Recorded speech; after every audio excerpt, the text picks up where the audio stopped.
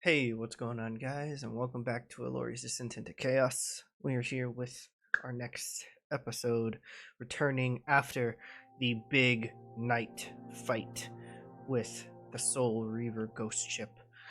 Um, the crew was successful, although the ship is damaged, and everybody is kind of separated a little bit, but not too bad.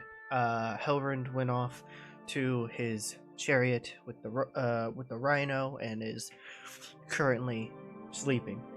And John Steele has passed out on the deck after being healed by the doctor because of his haste fatigue.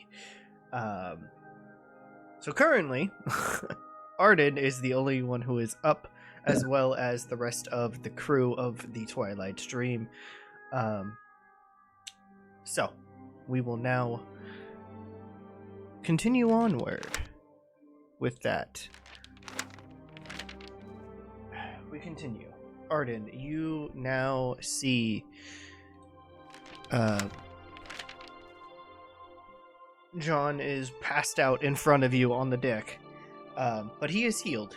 He has been healed by Sandra, the tiefling doctor who was in front of you. Selene is still up in the crow's nest, but she is coming down at this point, since most of the conflict has subsided. Amon is also now coming over to inspect and kind of examine everybody and ask if you're okay, or if anybody else is okay. And Arden, did you take a lot of damage during that fight? I can't exactly remember. No, I don't think I did. Okay, then yeah, he looks over at you and sees you're practically perfectly fine, and is like, okay, you guys are a lot more capable than I expected, but you know what? That works for us. And he kind of goes around, sees that Thaddeus, the professor, the wizard guy that has come out and helped a little bit, is a little injured, but not too bad. And also Lysandra herself is as well. But you know, they'll heal up fine in the days to come.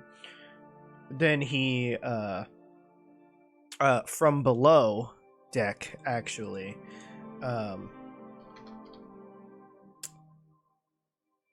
the shipwright Davis comes up running, the dwarf, as he comes running up from down below and says, well, I tried as best as I could. It's very shoddy as we are still sailing. We are currently taking on a little bit of water. So if anyone can help, that'd be grateful. We need to go now. And so you see, like, the rest of the crew kind of panic a little bit because you guys are literally in the middle of the ocean. And it is at least maybe a couple or so days out to what Selene saw as quote unquote land during the night. So yeah, it's gonna be a little bit. So he kind of like looks at everybody and then he looks towards you,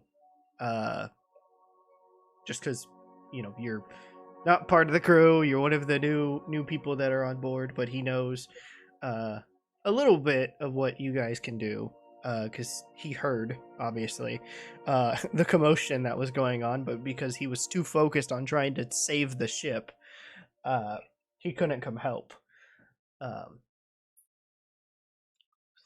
So he's like, and he kind of looked towards you and he's like, if you have anything that could help, that'd be grateful.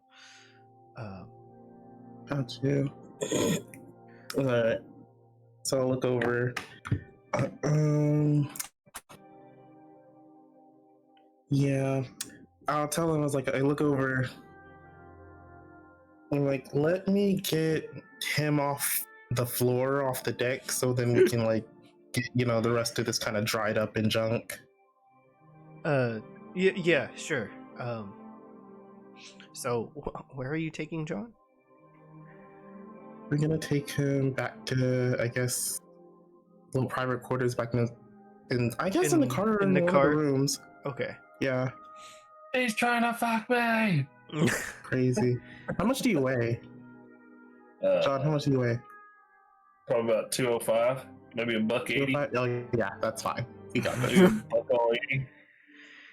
Yeah, and Okay. then Thaddeus kind of like looks through his little spell book. He's like, kind of look at the spell book for a little bit, and then kind of turns towards Davis and is like, I got nothing.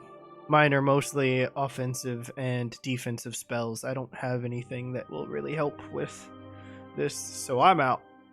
And he kind of just I'll tend to that in just a second. Hold on. and So he kind of just like starts walking off. He kind of like walks off back to the quarters, so he is now gone. And then Lysander, she's kind of just there. mhm. Because yeah, she can heal a bit, but she doesn't really have much. But she'll help out if there's anything she can do, she'll help. So then you take John back to the cart, and where do you put him? Do you put him in his room or in the living room? I'll put him in his room. Okay. So it'll take you a little bit. It takes. It depends. Are you? No, I'm not picking this motherfucker up. I was just waiting. I'm gonna cast Tensor's Floating Flower. Okay. And it's just a Disc, horizontal. That's not a word. Like a flower petal disc. Yeah. That you kind of It's gonna hoist him up and follow scoop me. under him. Okay. Yeah. Hey, Trev, how long has it been since I passed out? Not that long. At least like a minute or so. Okay. Because this takes place right after battle, so it's still nighttime, but it is almost crusting morning. And so yeah, this is for those who haven't slept, which I believe is just Arden. At this point, I will say you do gain a point of exhaustion. Great. And so you take John into the cart. Nobody's in the main area. There is no commotion. There is no sound. So you can assume that Nevery's still asleep. And the shadows that Will had summoned before, Mr. Holg and I forgot the other one, but it's a little Vulcan, almost little goblinish creature, are pretty much tending to the cart, cleaning if need be, moving stuff around that has been moved because when the ship got rammed into, the cart shook a little bit. It's what woke John up. So some stuff is out of place, so they are kind of fixing it right now. And you go upstairs and put John in his room. Is there anything else you're doing in the cart? No, I think that's about it. Okay. I don't think I need anything out of here to help with that. Okay. So then you will leave John in his room to rest up a bit. And, Take a nap. Nighty night. yeah, and you Roll for drool. That's a Is it a what? 13. roll Said for roll for drool. drool. That's a 13. The 13. Yeah, there's I tuck him in. a little bit. There's a little bit of drool coming out. I make sure the blanket's over him and I tuck him into bed. With some dreams. And then eventually you come out of the cart a few minutes later. And Selene is now on the deck, standing next to Lysandra and Amon, kind of discussing, like, this is what I saw. There's like, we're a couple days away. You can kind of hear the conversation, but not fully, because of where you are currently at right now, by the cart. But with your passive perception of 15, you get you hear a couple of the words of, she thinks it's land at least 2, maybe 3 days away. So whatever we need to do, and it's like, obviously you get like half of this sentence, but like, whatever we need to do it fast in order to at least make it a couple days. And obviously, since Davis is nearby, he hears that and is like, I'm already on it. And he turns around and looks at you and says, come on. And then eventually you two both go down into the interior of Twilight Stream. You are now walking down the stairs with him. And this is the bottom of the ship. This is your first time seeing the bottom of the ship and how much cargo this ship has. As well as the amount of bits of water that have now come in from this side of the ship. Where as you come down the stairs and kind of round the corner, here's this. Are you following him, or are you rounding the corner and turning left? So if you're following him, you'd be going right. What did I see on the left side? What was it?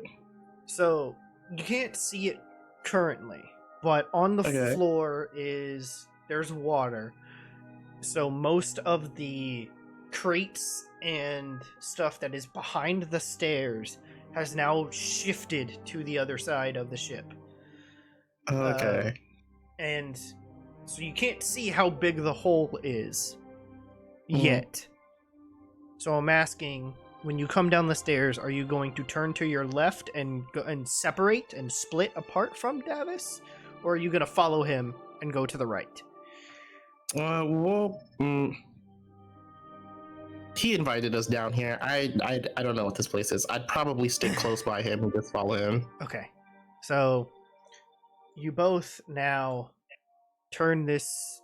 So this little patch right here, this thing is not here right now because it's like down here. So he turns immediately to his right. You follow behind, and now you see that the side of the ship. Obviously, there's a bit, there's a bit more between this level and the top level, because the stairs do go down a bit of ways. It doesn't take you that long to get down here, but there's a lot of stairs. But you see that there is splintered holes throughout this section right here of the ship. So like right here, right here, right here, right here, these 4 planks. Oh, gee. Like in between there's a big hole, and then there's like scattered ones because the ship didn't fully, when it did its ram attack, it didn't fully hit the same spot. So the ship would have been even more damaged if it did, but it didn't. So you guys are lucky on that part. And so all of this, the big barrel has shifted to the middle of the room a little bit, about here. So this big barrel here has moved down. Gotcha. All of this has moved except for this part because it's behind the stairs. but the water has moved everything else off to the sides and around. So he kind of looks at you and then looks over at some of the waterlogged crates. And it's like, well, at least it wasn't our food. Yeah, okay. Okay, and then we'll see some of these. Let me see what I got in the old gigantic spell book of nonsense. And Let's see. as you're like kind of just like flipping through your spell book, you see him out of the like your corner of your eye kind of like move around you. And kind of move off. He kind of goes back this way actually and moves back into this area. Okay.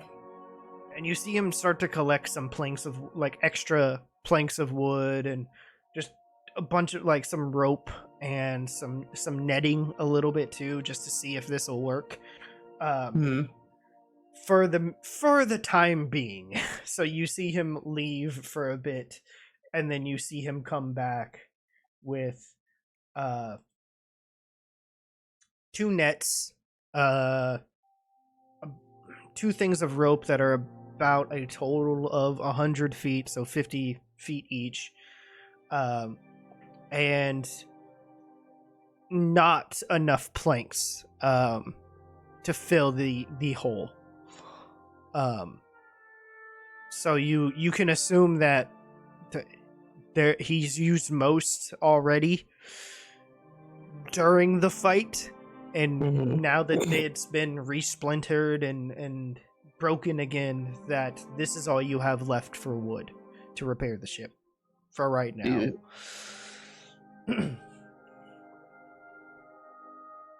Okay. Boy. Well, first you probably want to dry up all this, like, I'll try to, no, actually, I want to make an investigation check and see, how wet is it in here? How much water is in here? Okay. Yeah. Give me an investigation check.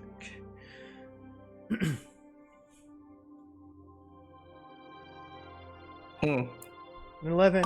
I mean, so with an 11, it's wet. The maybe about to your ankles. Ugh. And about to his like lower calf, almost his knee, because he is a dwarf, so he is relatively shorter than you. So he's like halfway in the water, pretty much, or about. With how much water is in here, so it's about to your ankles. Okay.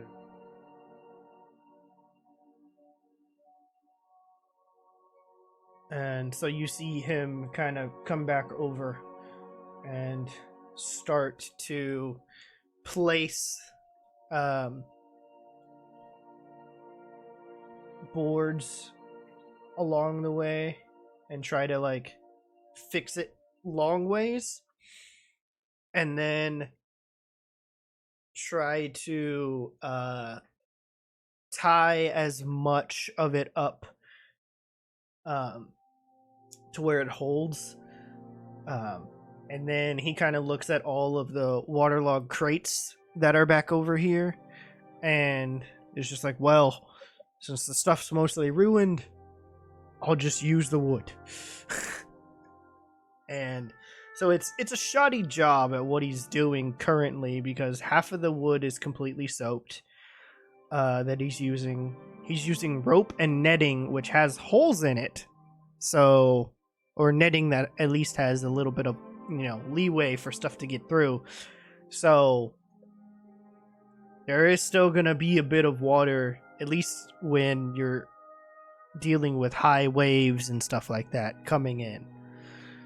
So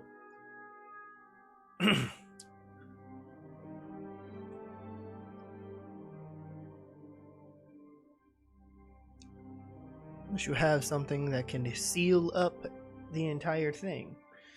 YOLO, sorry. My Wi-Fi dropped right after I made my roll. Oh boy. Yeah. So he has used the waterlogged crates. Mm-hmm.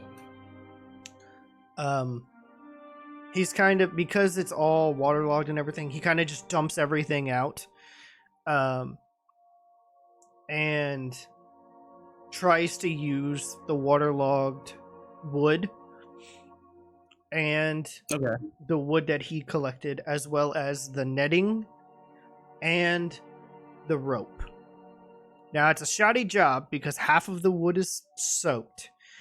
Yeah. And you have a net that has holes in it.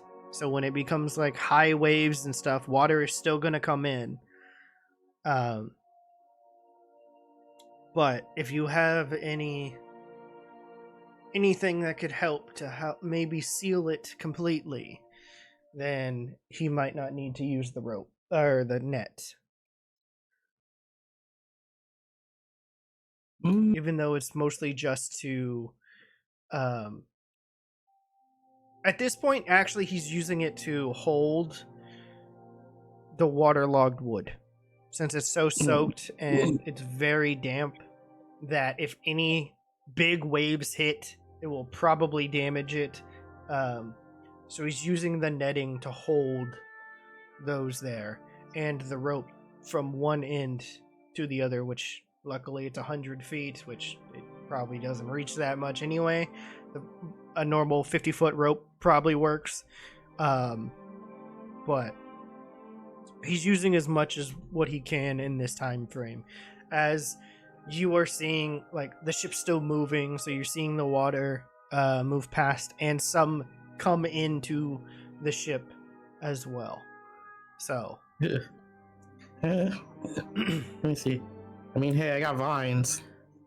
I mean, it could work when I start playing some video. No, I'm kidding. Alright, I'll go ahead and cast Vine Tether then. And it's just, I'm conjuring magical vines to wrap around a creature or objects to lock it in place. Okay. Yeah. Yeah, I mean, yeah, that works. Cha-cha. So, how do you do it? Are you conjuring it from the wood itself, or from yourself? From no, I don't want to conjure it from. Well, no, I could conjure it for myself. I carry around like plenty of like plant mist or like seeds just on handy, just in case there's no vegetation in an area. Mm-hmm. So I think that's what I do. So you walk over and you plant this seed into one of the bits of the water-logged wood that was used.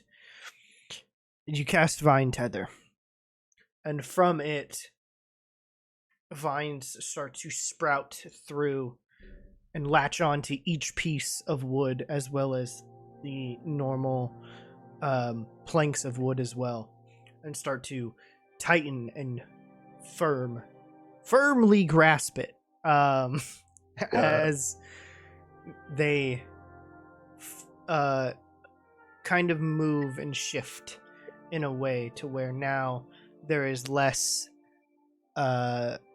gaps, and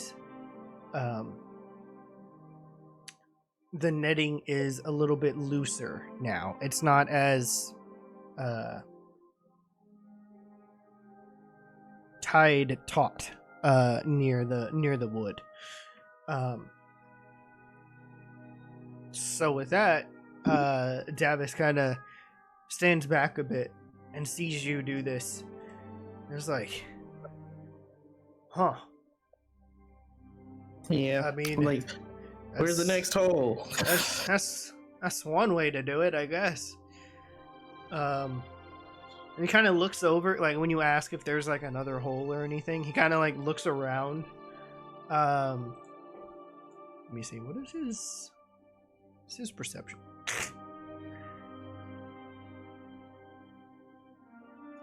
Oh, I mean, it's a passive of 12, but I mean, kind of looks over, he sees like a small one, and he's like, I think there's one over here, and he kind of points to the right a little bit, and it's more towards the front a little bit, and you're kind of curious as to how that's possible because most of this was hit by the ship. Right. But there's like a little part over here in this little area. There's a hole. All right. I'll take out some more seeds. And I plant them in the end. And then like I walk over there and then I conjure myself like a little plant like flower and vine little hard hat and like get to work. And I plant some seeds in these holes. All right. So you do this for about 30, 40 minutes. The entire thing. This entire repair job. And yeah, with that, the ship is sturdy enough that you think for now. That it should last possibly the 2 to 3 days that you have heard. And Davis kind of walks over to you at this point and like I guess kind of like punches your arm a little bit, but it's like it's like your forearm. It's like because he's because of how short he is, he kind of punches your forearm. It's like, nicely done, lad. And says, thanks for your help. I mean, during that fight, I was down here, and there's the big old crash, and there was the initial, like, I got hit in the face by a bunch of water and little splinters of wood, and I was confused at what was going on. And then I realized, we're in danger. Like, yeah, that didn't sound pleasant. So, as much as you guys were fighting up there, I was fighting down here. I'm surprised the barrel didn't fly into you. It wasn't the same kind of fight, though. But I definitely got knocked back a couple of times.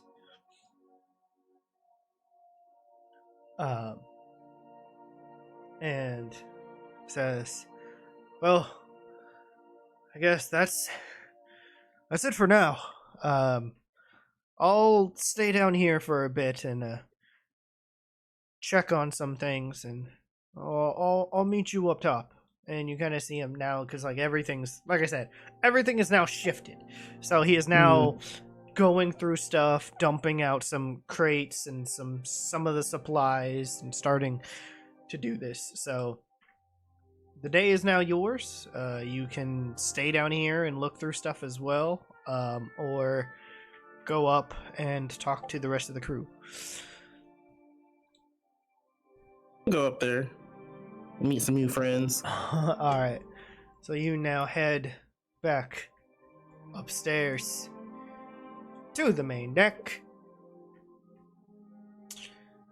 And let me add you back. It's weird because in the me trying to add you, right? Your name is all the way at the bottom for some reason. I have no idea why.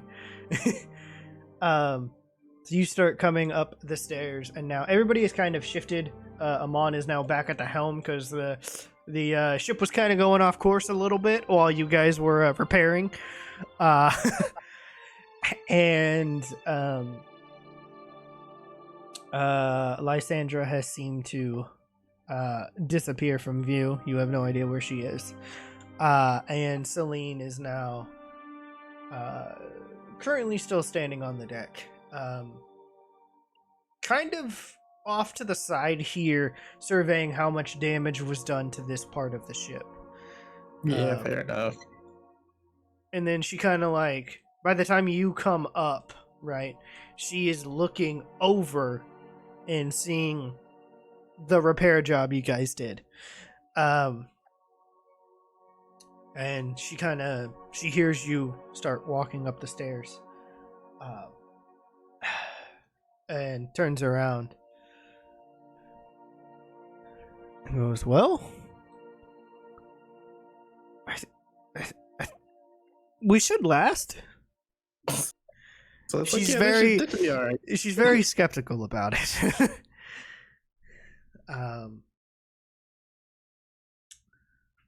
But yeah, she kind of like gives you a nod after this weird interaction. And so yeah, what would you like to do? I'm gonna get some food, and then maybe I'll take like a. I'm gonna get some food. Yeah, I'm gonna get some food and go talk to some folks. I'm kind of hungry. Okay. There are more, again, there's more crew members.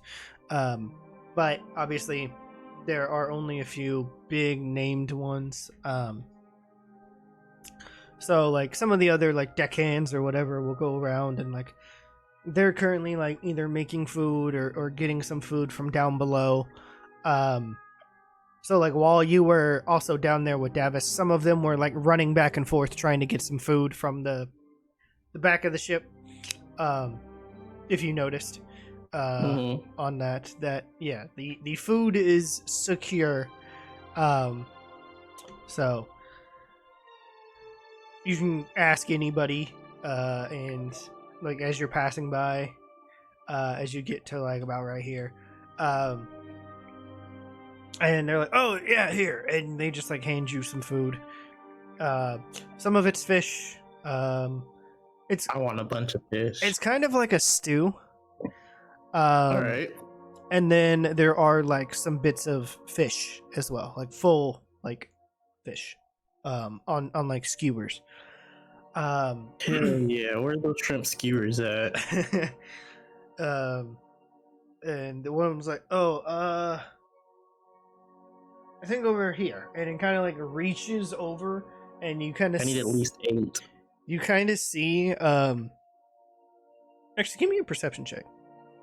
Bet. As you see him reach over to try to grab some. My big back roll. 19. 19. Okay, yeah, without a doubt. He reaches over and a bit of the fire and bit of grease from the pot kind of shoots out and it hits his hand and he winces.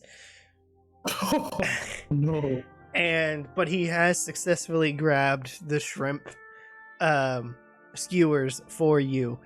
And you start to see like how hot that grease was, as it has somewhat melted his skin a little bit in like little spots.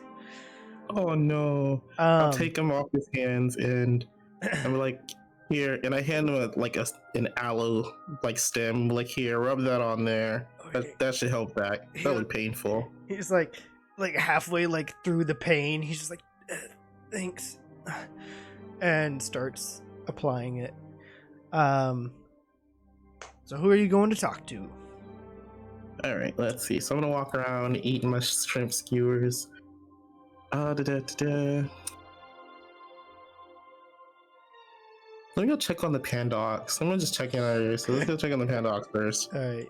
So you walk over. You see the Panda Ox here. He has now calmed down a bit because of the chaos and has now laid down. So he's laying down in front of the cart. And he kind of like shifts a little bit and opens his eyes because he kind of finally settled down.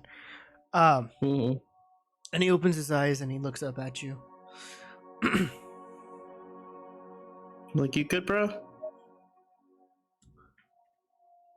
I am now.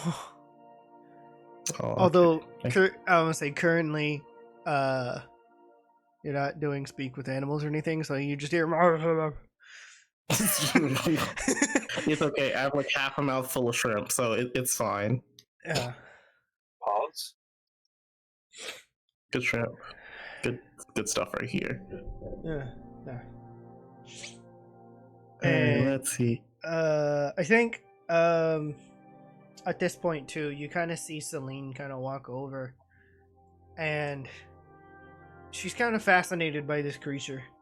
Like, what's up?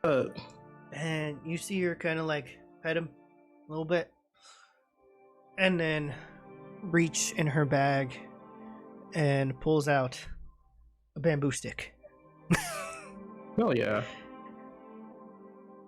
And like as she's petting him, puts it out, and you see him start to nibble on it. Oh hey, I didn't know you had bamboo. I don't think I've grown some of that. You got another stick on you? Yeah, I think so. And she kind of like rummages through her pack a little bit. Goes, oh yeah, here. Thanks. And then I'm gonna take it and like, do my plant magic and like multiply it a little bit, just so he has a nice hefty stack. And I'm gonna keep some so I can grow some in my room.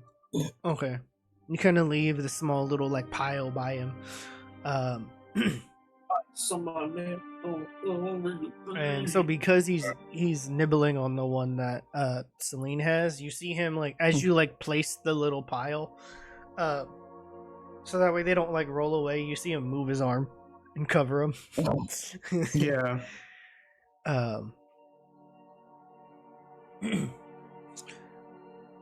And then So don't let him fall, buddy, because then I'd have to come back and give you more. he kind of gives you a nod, like mid chew. Mm-hmm. And then I asked me, so, hey, just chat a bit. How you doing? How's everything since then? Since then, well, morning's almost here, and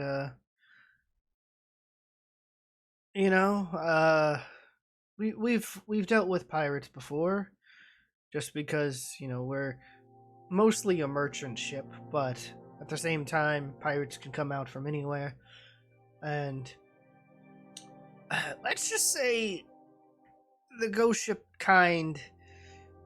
Not very much. That was kind of a shock, but we have heard tales of the Soul Reaver crew, so. Oh yeah, that was definitely a first for me. That was scary. Yeah. I didn't expect the ship to be alive. That's for sure.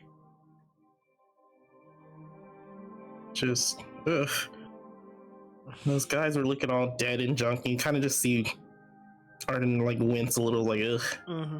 Other insides were like out and bones were just gross looking. Yeah. Some of them didn't even have that. That's what I don't like. I don't know. Dead things are kind of like the opposite of like life. So I don't really get with that too much. It was a slight chuckle, and yeah, I don't want to deal with that either.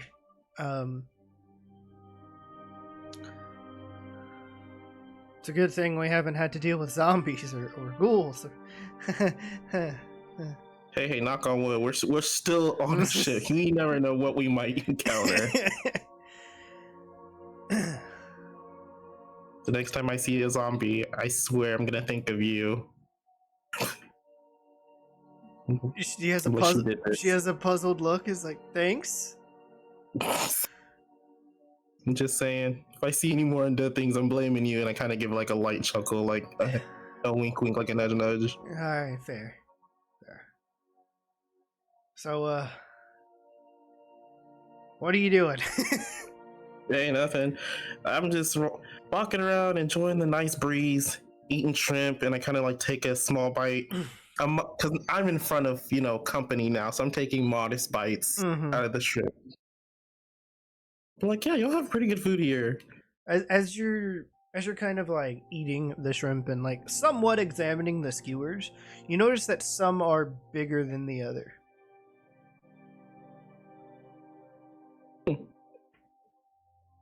Not I was like, oh, quite, not quite jumbo shrimp yet, yeah. but close enough. Okay. I was like, damn, I need to learn how to fish. More good food like this. Yeah, I mean, when you spin out at sea, you kind of have to like it. So, Wait, that brings the question: does anybody have a seafood allergy here? I just thought about that. you see her kind of look off to the rest of the crew. If there's like anyone that had an embarrassing story that found out they were allergic to shrimp or any seafood. She kind of looks off to the rest of the crew that kind of handed you the food, and then like just pans around to the rest. It's like, I don't think so. But I mean, if they did, it would suck because It's the worst job title. it's what we mostly eat. But at times, obviously, when we stop out at Port Town, we always got to stock up on supplies, and mostly food's what we go for. So yeah, most of it will be eaten in the first couple of weeks out at sea, but at least we get a hefty meal, whether that's bread or some meat or anything else, really. Local delicacies, if that's a fancy in certain areas. Because I think I'm gonna do a foodie thing in a while. So I kind of want to know your opinions on like what's good or what's the best thing you've had around here on the seas. Give me 1 second. I'm gonna have you roll a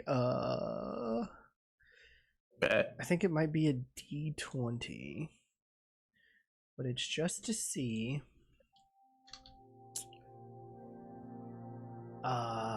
Where is?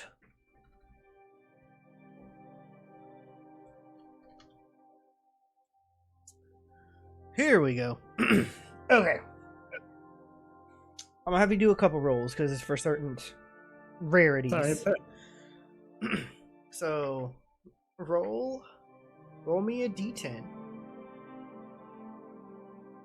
Or no, D10. roll me 2d10 and then tell me each one. All right. Got a 1 and all right, that took a while. A 1 and a 10. 1 and a 10. Okay, so she kind of gives you this puzzling look because the most common creatures that you have rolled is a common goldfish and an octopus. Oh man, octopus sounds great right now. Hold on, I might have to go back and see if they got that over there. And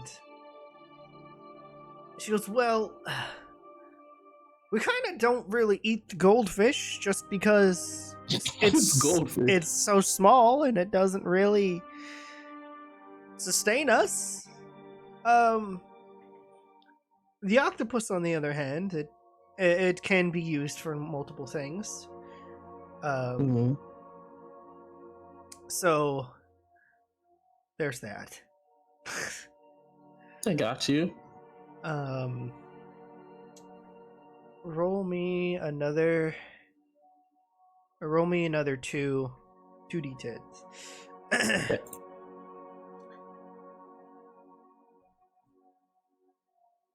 We got a 2 and a 1. Do I need to re-roll one of them? Both. All right. Both? Okay, that's fine. Because it's a kraken and a giant squid. The 1 and the 2 was a kraken and a giant squid, so it would have been a duplicate. Bro, what is with all the cephalopods on my mind right now? What's going on? We're just gonna explain that I'm hungry for like exotic sea life. Yeah. And you said a double 8? Yeah.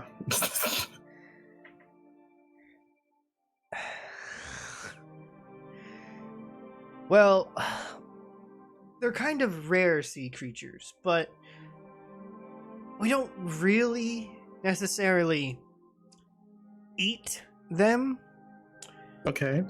because they're tritons.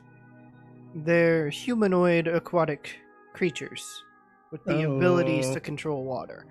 So because they're similar, I'm just thinking like because they're humanoid, they bipedal. yeah, I'm there's sure. no cannibalism in that part. Yeah. Like it's certainly not illegal. I don't know, maybe, sure, why not? But yeah. also it's not the first thing I'd want to go eat. No, not one bit.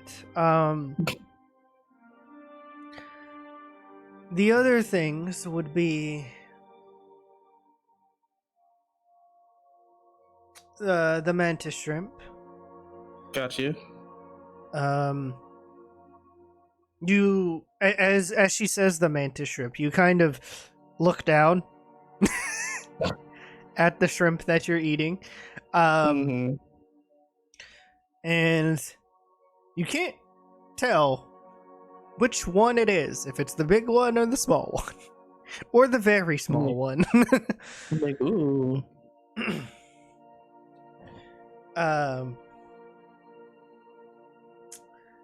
And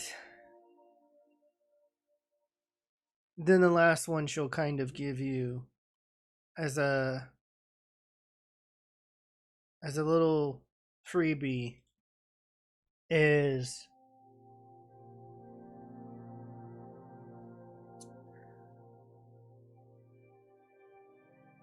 there have been sightings of some leviathans. Oh. Wait, I've never been on the sea before. Let me roll to see if I know what that creature is. Give me a history check, yeah.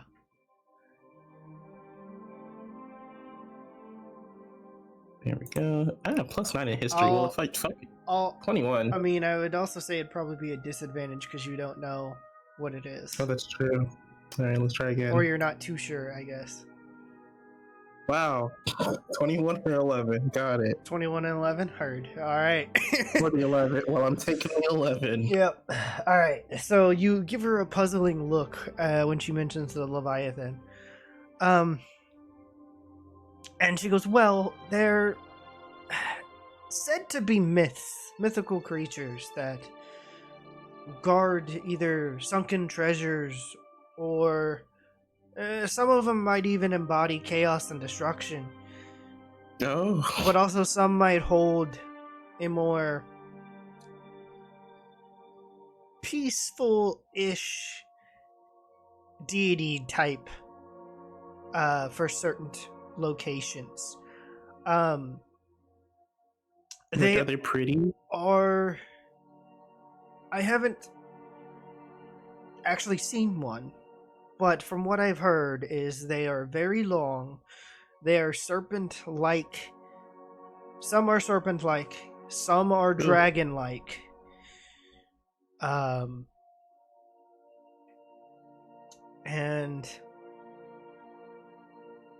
because of our few interactions with Tritons,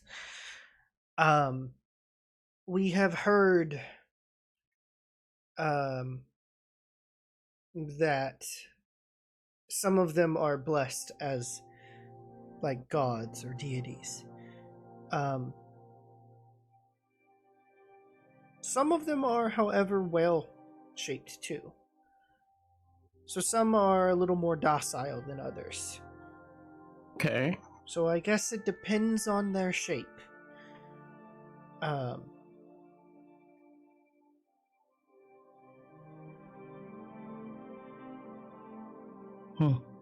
One day, I'm gonna find one. Kind of looks at you with like a somewhat knowing look and is like, I'm sure you will. It kind of sounds sarcastic, but it definitely is.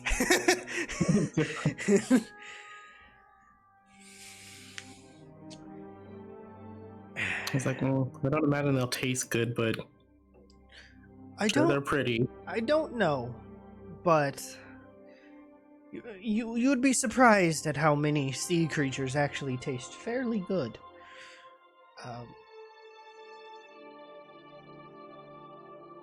Oh wait, I do know one creature that I was told a story about, but that person, they got ill from this creature, but you know what a pufferfish is? A pufferfish.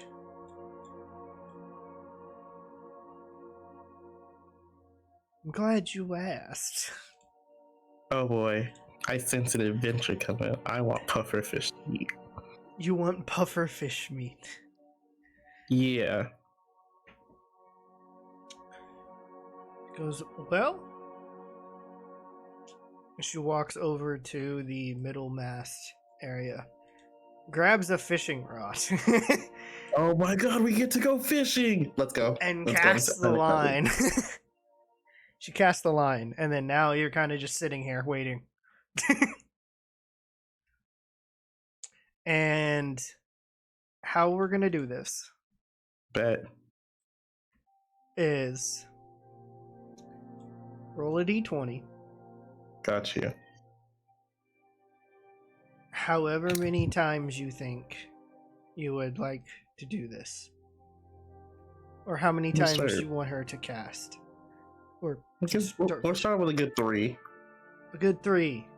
Somehow, you have no idea how this happens, but as she pulls back the fishing rod and flings it up, she says, "Watch out." Give me a dexterity saving throw. Bro, by the way, if I get poisoned, hey, dex saving throw, let's go. Yes. We'll be alright. I have full confidence in my ability. Dexterity. Where are you? Oh, there you are. We got this in the bag. Don't worry. 13. 13. Okay. It's not terrible. She did give you a warning. You dodge out of the way just slightly as you see a sea urchin fall onto the deck. Holy hell. It's like a dangerous game of beach ball. Volleyball. And she goes, "Yeah, fishing is a dangerous game. You don't know what's down there." Or she casts off again. Give me another d20 roll. This is so scary. Alright, let's go. Bro, what are you talking about?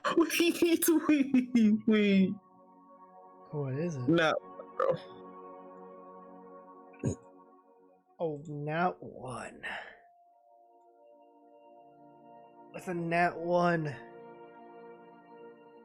you see her cast off. But Maybe with she just fell. But with it goes the sea urchin back into the water. Damn. Alright, so you win. As she casts it back, though, it does poke her a bit in the shoulder, and full goes there. She is now numb in that arm. Jesus Christ. Okay. This is the arm that she's using to reel in the fish. So, Hey, Trev. Mm-hmm. Can I roll a stealth check? Sure. Okay, I got a 22. I'm gonna be sneaky. Okay, cool. Oh boy. I'll tell you where I'm sneaking to. Okay. So as this cast gets thrown, and she gets stabbed by the sea urchin because it was not unhooked. She's now numb in her right arm. So she kind of looks over at you and says, "Can you help me with this?" And it's like there's like a little pain in the voice. So I need you to roll another d20 and then roll a strength check. Got it. Trev, where is Arden and the person? Literally right in front of the cart. As Arden was about a panda, so I don't know. Okay. We got 18 for the d20, and then a strength check. A +0, so what are you rolling? 13 in strength. Okay, that's not terrible. That works because, Hooray! funny enough, you've caught the mantis shrimp. Oh, more. And yeah, once that kind of gets onto the ship, one of the crew members comes over and unhooks it, and honestly, you kind of see it toss it, and it goes and lands in the pot. Damn. And it lands into the giant pot that's cooking the rest of their seafood or whatever. So essentially, that one is now being cooked in the stew. Great. All right. Okay, give me another one. And then John, what are you doing?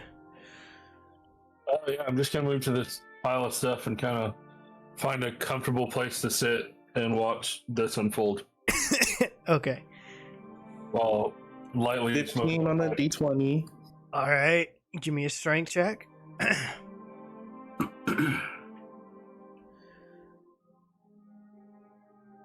6 on the strength. We're getting worse. You start reeling it in, and you see Nothing but it start to bob on top of the water. hello. It is a pufferfish. Hell yeah. Give me one more strength roll to see if you can pull it onto the ship. Come on, pretty please. 17. With the 17, with her pulling and you reeling in this pufferfish, it's a success. Although there is a bit of caution. Yeah. So I'm gonna have both of you roll dexterity saving throws. Got it. She got a 16. I got an 18. We're safe. 18. Okay, yes, you are good. You both are able to pull this pufferfish onto the deck and dodge out of the way without getting stung and poisoned. Great. All right. Oh, with my well, I don't know. I was gonna say, does my gauntlet? It's a part of my body, but it's not connected to my nervous endings? Question mark. Your arm, Yeah. the flower petal shield arm. Yeah. No, it is. All right, never mind. Okay. Because Here's what we're gonna do.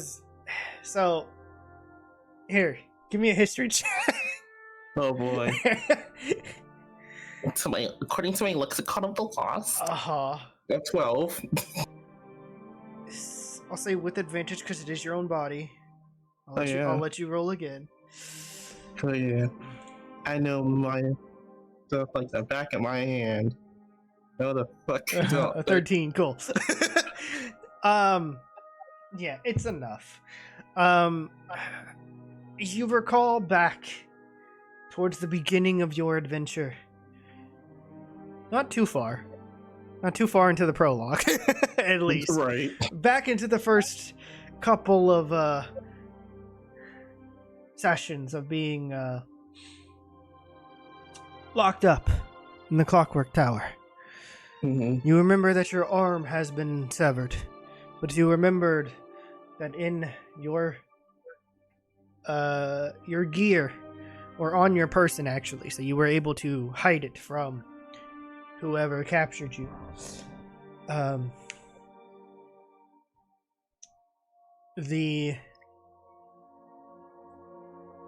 trying to get the name right.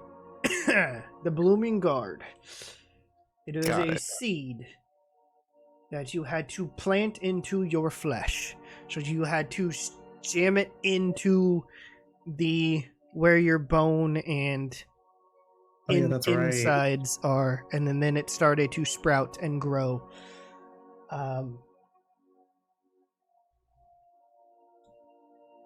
So, with that, you remember, I cannot touch this. Bet. Then I'll just summon a flower that can float and follow me with it. Because I have an adventure that I want to take Selene on with this. Okay. And, John, you see Arden puzzle for a second. Going to reach to touch it with... Was it your right or left arm? I can't remember. Oh. Damn, what arm was it? We'll say right. Okay. You go to reach with your right arm to touch the pufferfish. And John, you see him hesitate for a second as he recoils his hand. Is this bitch haunting me? What is happening? I know he really wanted me to get poisoned. Yes, damn it.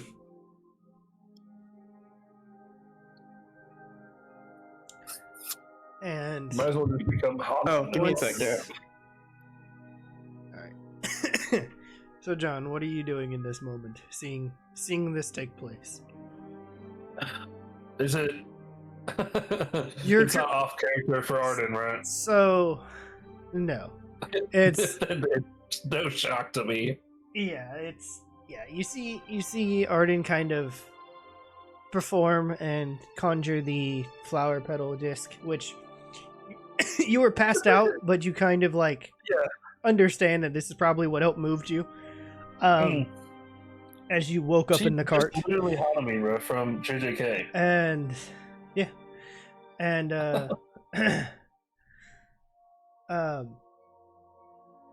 see him place the pufferfish onto this flower petal disc. And you see one of the extra just like random crew members come up, and they have gloves and unhook the pufferfish.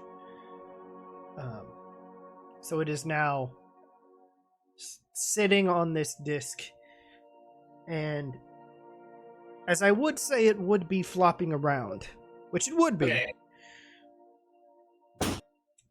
I went to go grab chicken from the oven. I'm back. What did I miss? Okay, so John has looked upon the scene, seeing what's going on. A random crew member has come over with gloves to unhook the pufferfish from the hook of the fishing rod, as it is now sitting on your disc. I will say this, with your disc, because it is a flower petal, how do you want it to look? Because this pufferfish will be flopping around.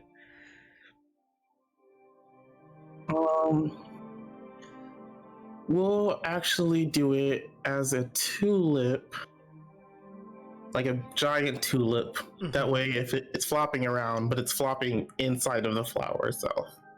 Okay. It's with this, I'll say it's see-through, so you can see it. So it's not a full solid disc or flower.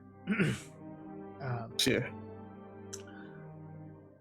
And yeah, that's what's happened. John has just been looking off onto the side. Arden, give me a perception check to see if you see John off to the side. Damn, I don't see shit. 7. No, you don't. Even with your passive, which is higher, you still don't see him. Yeah, I will make it a note to not be seen. I'm just kind of.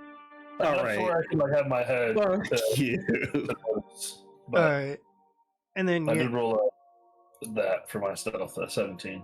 Okay, and then so John, even still, again, there's a bunch of crew members, so they will see you, but every once in a while. Wait, you said it's night, right? It's early morning. It's it's the the whole sunlight. it's almost Still like dim light. yeah. Okay, never mind. So I have advantage, or you can't. I'm basically invisible, so.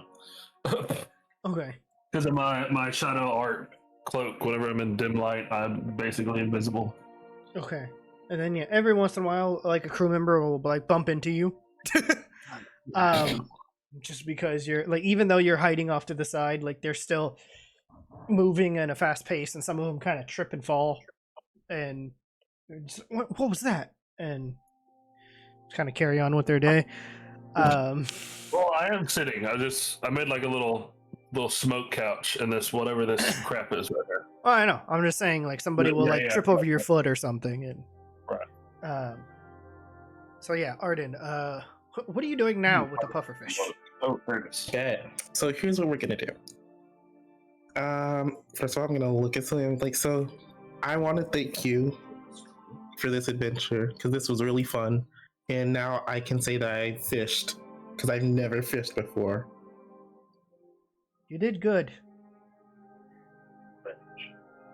And then you see her like go and grab her arm. That's a little numb. Oh,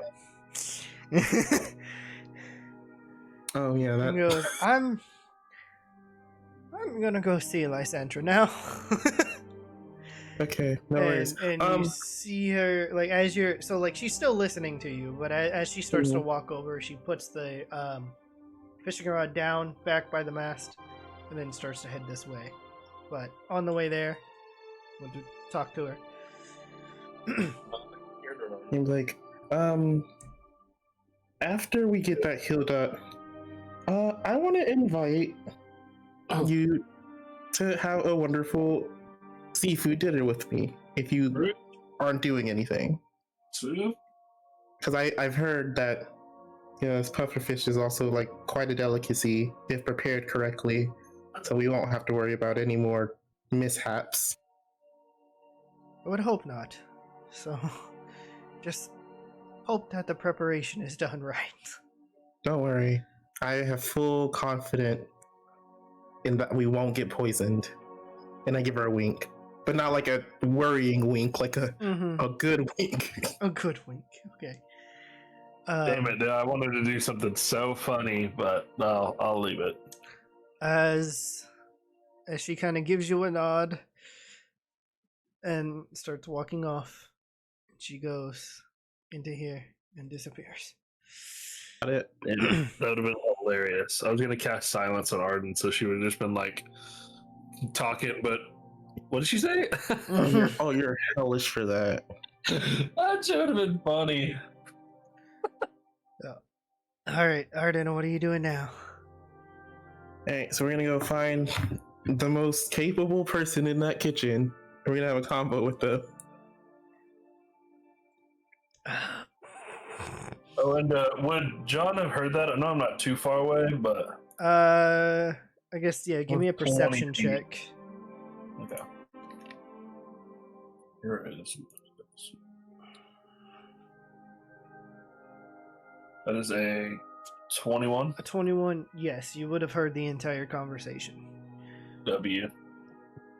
Thank you, boy. I'm actually rolling good today. Shit. All right. So you, Arden, you walk past the Panda Ox and go over to. They're kind of cooking and doing stuff right here on the deck. It's just some mid-tier kind of cooking that you can see, with just throwing stuff into a pot and boiling it and it just calling it a day. Kind of, yeah, somewhat calling it a day and whatnot. So you kind of walk over and you talk to them for a little bit, and they all kind of look at you and then look at the pufferfish that's in this little disc. I was like, oh no, man, we haven't dealt with that. So I don't know. Let me. Okay. All right. Fine. Okay. I'll look at them like. So, who's typically the person who chops up the fish? You kind of like, you see them all like look at each other and then look off to the side, and about like either over here or like over here a little bit, there is a guy with like a cutting board. Alright, bet. Let me see. I want to do a history check to my lexicon of the lost to see. Okay, so the lore drop of this story, that how Arden found out about a pufferfish, was that one of the people, or no, there was a group of people to go out and investigate things. You'll find out the name. Oh wait, I think y'all know. I think they know. They're a group of foxes that go out and find stuff and tell stories. One of them went out and got some food. They do not know. Oh, we'll find out later. That's all I'm giving you is information. Anyways, one of them came back with a swelling mouth because they had pufferfish that they bit into, but it was not prepared correctly. So they didn't exactly die, but they had intense swelling and they were poisoned for about 2 or 3 days. But anyways, I want to see if somebody wrote anything about this kind of stuff in this book pertaining to that information. Okay. I want to find out. Give me one more. I mean, because What is I'll say yeah. I'll give you advantage because of the knowledge you know of. Yeah, 25. Okay, yeah. It takes you a bit to flip through the lexicon. As you're like, you know your history, you know the history that was taught to you and everything like that. And now you have a book that has some extra history that kind of expands on what you know. And you're kind of flipping through it, and it does take you a bit before you finally get to a fishing page. And you're kind of surprised. You're like there's a whole fishing section. And you kind of like go through all the fish that are written in this book. And eventually you find the pufferfish.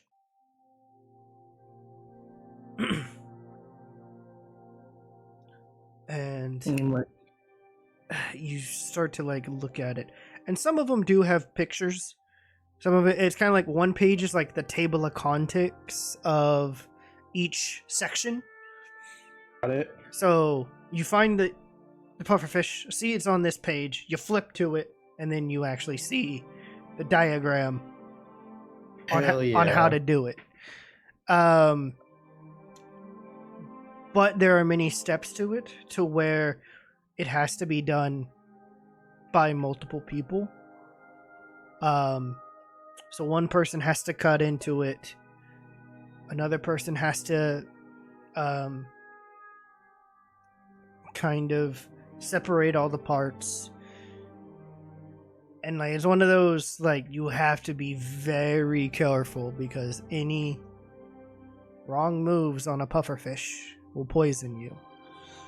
And the whole thing's ruined. And then the whole thing would be ruined if any incisions were made incorrectly. Okay. Alright. So here's the plan. Hey friend, over there. Come here for a second. Because A request. you see this crew member he looks to be a little bit younger than the rest of them. Oh. And he kind of like walks over to you a little like curious, trying to figure out what's going on, because he's been off to the side a bit. He's just been chopping up fish and doing stuff off to the side, not really paying attention. Every once in a while coming over and putting stuff into the stew. And he like pokes his head up as you like call to him. And he walks over to you. How can I help you? How would you like a really awesome mission that might just get you a great promotion? Are you interested? Hear me out. It's kind of shocked. I need to cut. You see a shocked expression on his face, and then you just continue talking to him. Mm-hmm. So this is a pufferfish. I've heard it's really good. Once done right, I'm sure you know what this is. Mm-hmm. I want to eat this for dinner with the friend. On a scale of 1 to 10, if I, give you the set instructions, the set knowledge in this book to prepare this correctly, how confident can you assemble a good team to prepare this? On a scale from 1 to 10. 3. I'll take it. And so let's see, how much gold do I have? Because I feel I have. Okay, cool. I'm gonna give him. Let's say. I'll ask him. How much do you think that this, if successful, and if not, you're still gonna get paid. I just want to see how this goes. How does 50, 60, 70 gold pieces sound? Sounds great. All right. As there was no So here- answer to which one.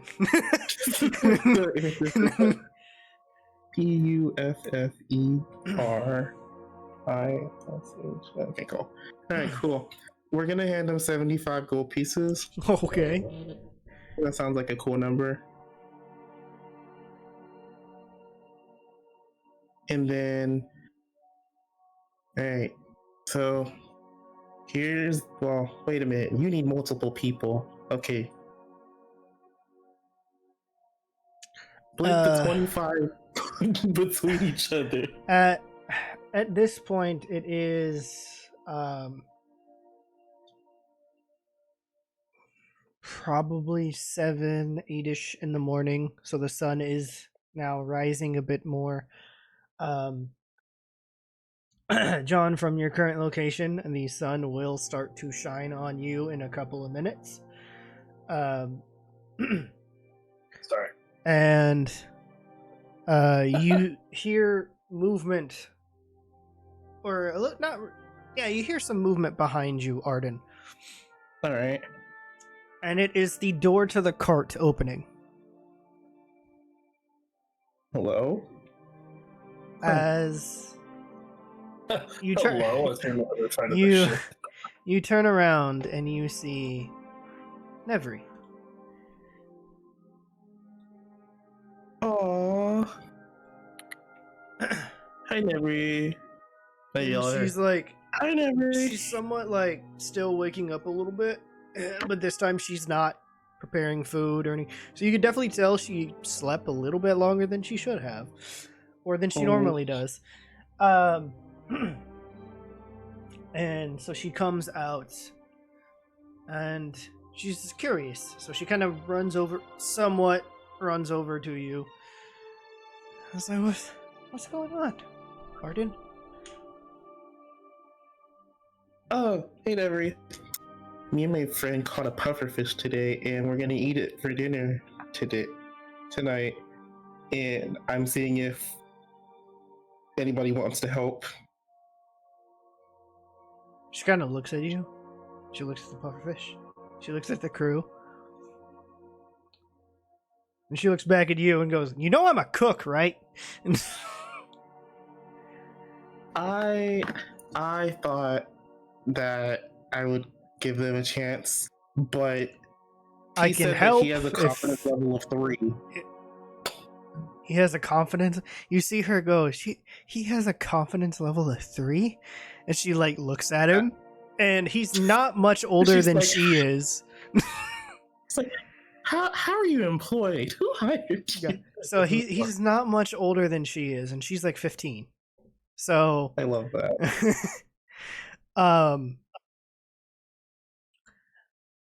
And she kind of just like looks at him, and it's not like a intimidating way, but he kind of feels intimidated because she like blurted out, "You know I'm a cook, right?" in like this like offensive way. Yeah. And he's just, you see him stumble back a little bit, just like a step or two, and he was like, "Yeah, I mean, I've never dealt with a pufferfish before." And she's like, "Well, I mean, Well, that's Nevri, if valid, you I wouldn't mind." guess." And then she kind of like, because you have the Arden, you have the book open to the page. So she kind of like stands. She's a little bit behind you at this point, and she kind of like comes up right next to you, and looks over the book as well. As you have the you have the book open to the page and everything. And she goes, Like, never. Would you mind if you don't mind? You all right, she goes, Pretty all right, please. fine, I'll give him pointers. If you want him to do it, or them, as she kind of like points at all the other ones, to do it, then sure, I'll help him out. But if I see any wrong movements, I will step in. Please do. And with that, she goes, all right, come on. And she brings everybody into the kitchen of the court, which has more room than you expect. Jesus. And obviously, counters where all of this stuff can get done. So, Arden, you see her bring this kid, who's, again, not much older than she is, and maybe like 3 or 4 others with her. She kind of just like pick and choose whichever ones were there. And it's like you, and you, and it's like it's a complete like 180 tone to how she's acting right now. It's because she has the biggest pride in cooking. Yeah. And she doesn't want it to go bad. So, especially because it's a pufferfish and it can poison you and anybody else. So, because of that, she's like, okay, Arden's my friend.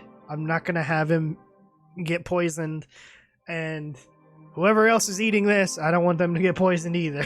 So, And I asked, Larry, I was like, can you save the poison gland for me? she goes, do I have to do that every time we get something?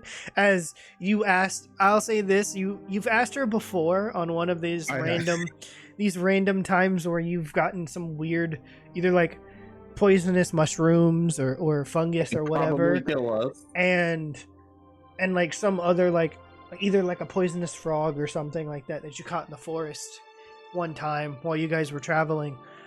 And she goes, all right, fine, just, she kind of like pushes you off to the side, just stay over there. As now you guys are all in the kitchen of the cart for this moment. And with that, I'll cut over to John now. It is now morning. The sun is now shining on you. You are not as invisible as you think you are now. What are you doing?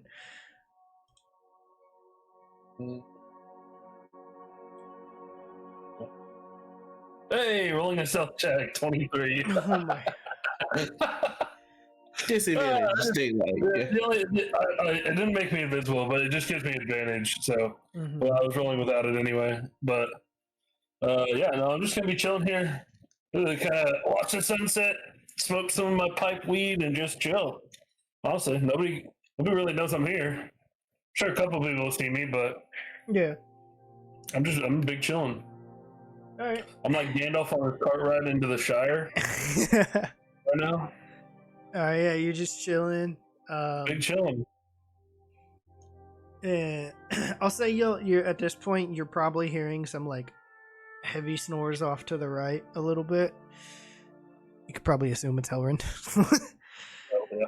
I was like, so right. I'm directionally challenged. Yes, we all are. Yeah. And yeah, so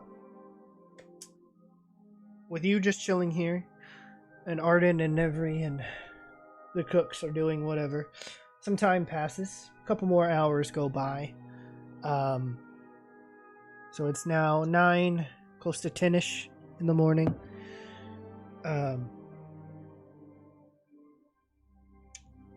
And Arden, as you're watching Nevri just go to work as like head chef kind of thing, giving them orders, seeing how precise their cut is, doing all of this, I'm going to have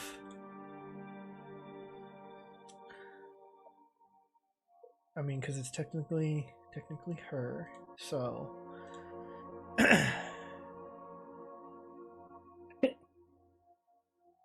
I have her do a performance check to see how well they do. All right. Perfect. Oh wait, and then let me know when she's has a moment of unbusyness about that. Okay. You see her just start barking orders and checking on their work and everything. And with a 24 performance, she has advantage. It was a 23 and a 24. Okay.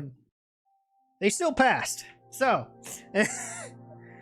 you see as the first one goes and cuts the pufferfish open and then lays pretty much most of it out and trying not to poke itself with the spines. You see him pull back, and then you see Nevri kind of walk over and look over his shoulder a little bit. And then you see her go in and extract the poison glands. So that way they don't mess it up. And then you see the fish get passed on to the next person. And then they start filleting it in a certain way. And then you're surprised at how fast, but not really. It's been an hour or two. You don't realize it yet. You're just in a trance, watching them prepare this fish to where it is edible.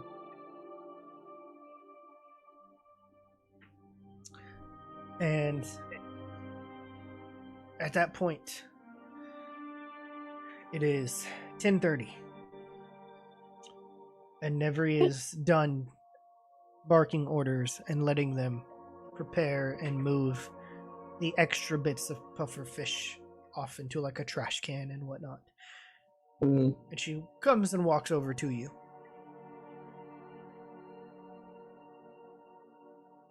Like, Nevri, guess what? What? So, okay. Hear me out. How do you think this sounds? And this isn't a bad idea, because I don't believe any ideas are bad. But what does she say? Like, how does she respond to that before I continue? I don't. Almost half of the ideas we've had are bad. What is wrong with you? I'm like, okay, cool. So, and I reach into my inventory, and I realized that I still had silver leaf salad? Yes.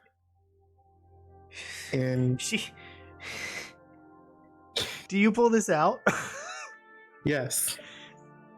You pull it out from your bag in front of her. And she just stares at it. As by this point, it is wilted. Jesus. You've been traveling for a while. You've been traveling for at least 2 months now. Does the magical salad still wilt? The magic salad still has its properties. However, it is wilted. Okay. So she looks at you and looks at it. It's like, well, presentation-wise, it looks like shit. However, she can sense the magical properties on it. I can still work with this. Okay. I wanted to see if we could somehow put this in here in a sauce made from pufferfish poison to see if we can negate the poison to where it's a really good sauce paired with the pufferfish. What do you think? You see the most wide-eyed, shocked face you've ever seen on her. Jesus. Her piercing... She's like, how do you come up with this genuinely? Honestly, her piercing green eyes are just like shooting shocked daggers at you. As she goes, well, there's a possibility, but we have to do it right. Got it. And you see her take it and do this, and she's going to do a medicine check this time. It's not great. That's a 7. Ooh. So, the first batch, or the first little sample, terrible.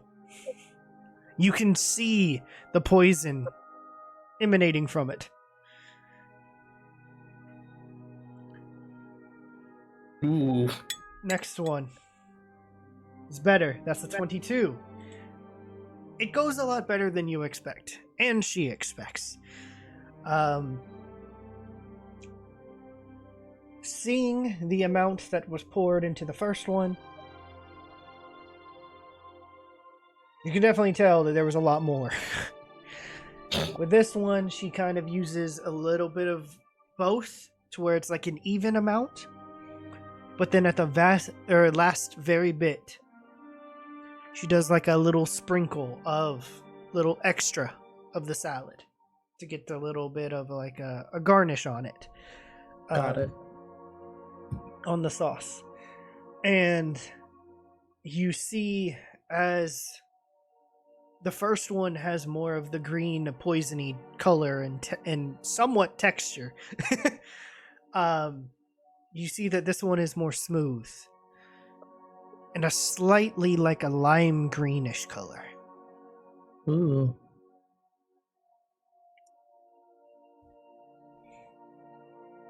And then there is a little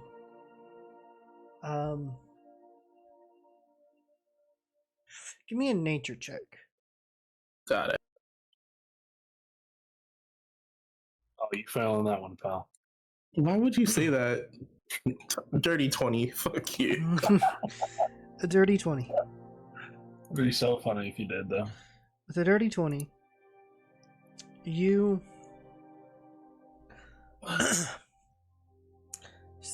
obviously the first one is just grotesque and just you could see it.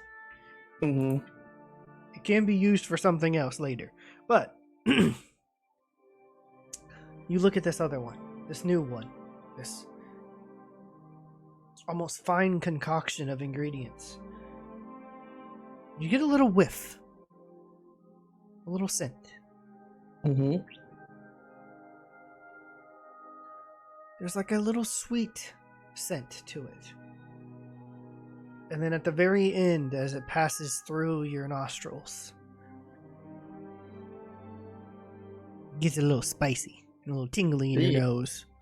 Oh my god. But it's not bad. Yeah. She goes, she looks at it, sees the difference between the two. I'm surprised that worked. Heck yeah, you did it. And you've seen Nevri cook multiple times before. Mm-hmm. Or prep stuff and do things in the kitchen every once in a while. But there seems to be like this slight smirk and smile on her face that you see out of the corner of your eye as you're somewhat walking next to her and around the counter.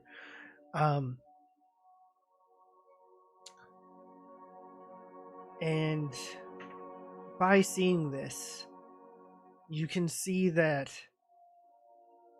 she has impressed herself, and it seems that her culinary skills have increased. Gang. And with that, you now have a pufferfish sauce and a thing of poison. Yes, I will. I was just gonna say I'll take the other not great one.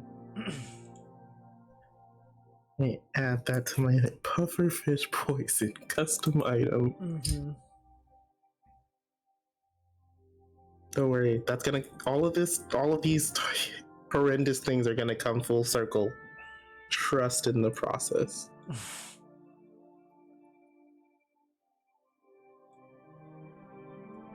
All right. Is there anything else you would like to do in the cart, Arden?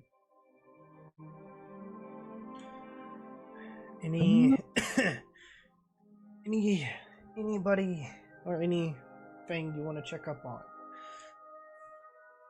Oh, I will say, let me go ahead and check in Will's room. Will's room. Okay. You go upstairs. Mm-hmm. You start walking upstairs. And after all the commotion and everything, you know. Okay. You can see that from the last Boomberry experiment. Yes. The floor is completely dry. What is outside, like in the hallway a little bit, that you can see from Will's room, the door is shut currently. From what you can see, from what's like peeking out from under the door towards the hallway, it does seem to be dried. It's just now that the wood is stained,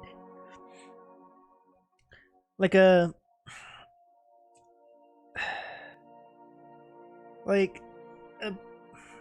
pinkish red. Like it's pink, but there's like a gradient to where it goes to red from the boomberries. And as you step to Will's door, with your passive perception of 15, you look over and you see Name's door. You see there are more mushrooms and other fungi sprouting through the door.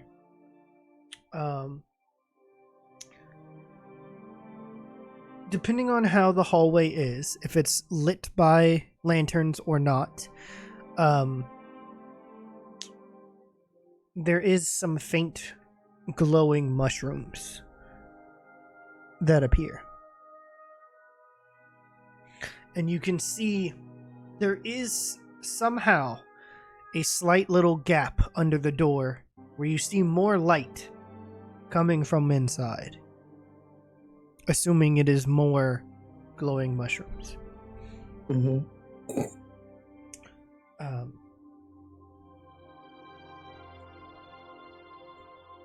Let's go check in on him. Let's see if we can peek in this door a little bit. All right. You go to open up Will's door. Mm-hmm. And you open it. The first thing that you see in the room, it is dark. There is a little bit of lantern light on his desk, but it's very dim. Like the candle is almost burnt out. All the way. And so it's getting there, but it's not quite. It's there's just a little bit of dim light. Mm-hmm. The first thing you see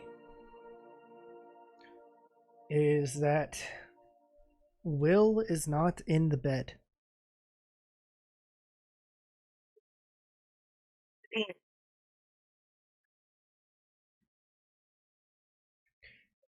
Give me a perception check.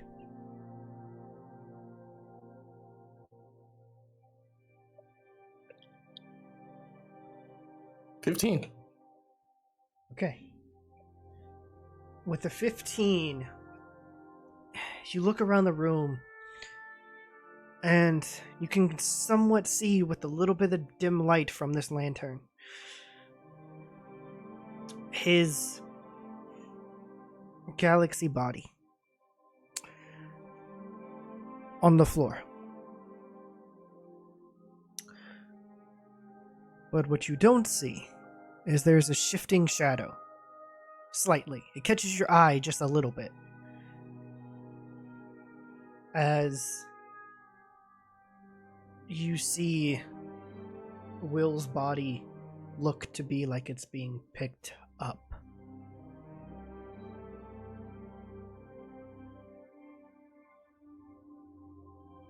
It's happening. It is dark in this room. Do you have any light spell to see? Yeah, we'll do the crown of sunflowers. We'll do the magic fireball. Just one. We'll do one so we don't like illuminate this entire thing. I mean, it does because it is one small room. Oh wait, hold on. Wait. I have a light spell for 20-foot radius. Okay, there you go. That works. Light. There we go. Okay. What is the color of your light? It's a pinkish purple. Pinkish purple. Perfect. As you cast light, and this pinkish purple light ball forms in the air in the center of Will's room. And poof, there's this wave of light that hits you, hits Will, and this other figure. And you see a very tall figure that has ethereal chains shifting around it. It has giant wings and horns and a tail that shifts around. The wings almost have this butterfly look to them, as there are 4. However, they are more dragon-like. Oh. And you see the hands are razor-sharp claws, but as he picks up Will, they're not touching him. They're not stabbing into him or anything. They're simply holding him. And as you see him kind of rotate Will, you see that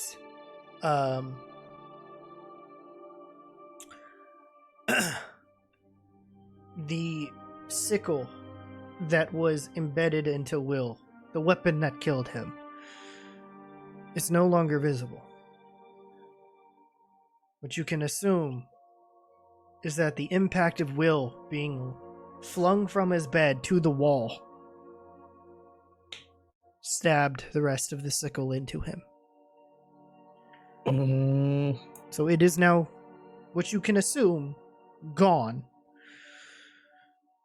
Or how you've seen Will do before, it's possibly inside of him. And this figure does not speak to you, but it acknowledges you. You also see that his face is particularly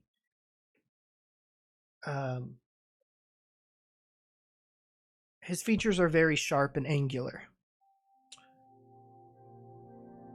And he does have what looks to be like obsidian-like teeth, from what you can see. But he is now acknowledging you, gives you a nod with the piercing crimson-colored eyes looking at you as he walks Will slowly over to the bed and places him on it once more. Okay. And then goes and sits down in the chair by the desk and is just staring at you.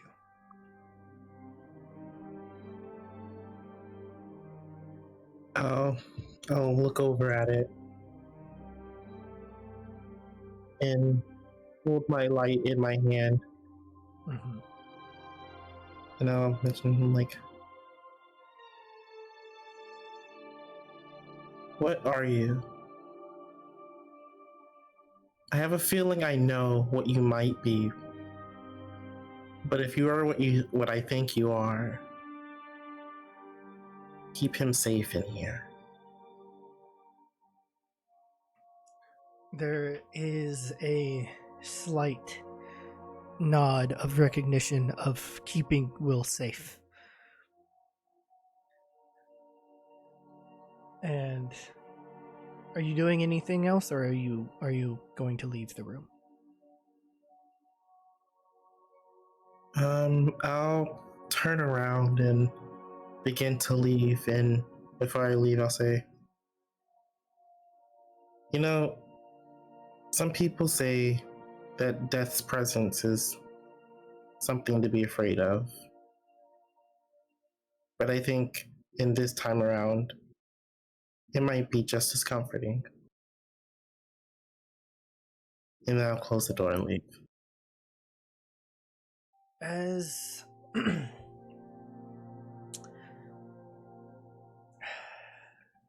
yeah, I'm gonna do it. As you are walking out the door, in your head,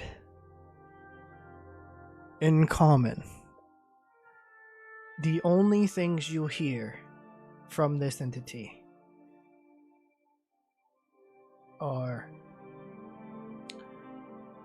Umbraxis. And then there's a pause. Warden. He said Warden, not Arden. So you hear Umbraxis and Warden. Those are the only two things that you hear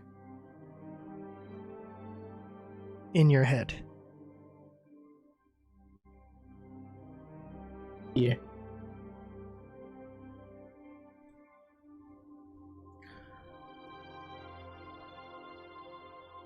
All right, what are you doing now?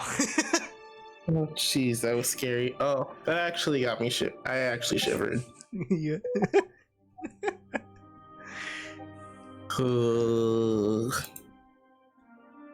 Okay, bet. Okay. Oh yeah. Arden, look in the Discord. No thank. Don't look, Arden. Trust. That is what you saw. Let's see. What? Hell no. All right, bye bye. That's great. I love that. Honestly, let me look at it again. Ooh. It's a little, I mean, I would ask if he's single, but I don't know. That might take a minute to grow towards. I don't think you want that smoke. I'm not gonna lie. Oh boy. Okay. Cool beans. Bet. Yeah, as you had a horror-like moment happen to you. What would you like to do now? I feel like the horrors aren't over yet. I'm gonna go check on Name's door. Okay.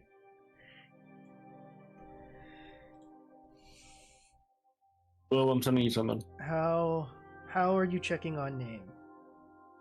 I'm gonna walk up to the door, give a slight tap as a knock, and be like, "Hey, Are you alright? And to see if I hear anything or any reply of anything.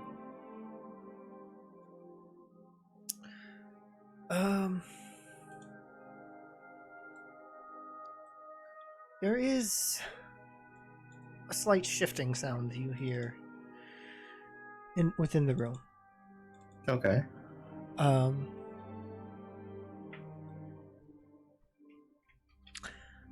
And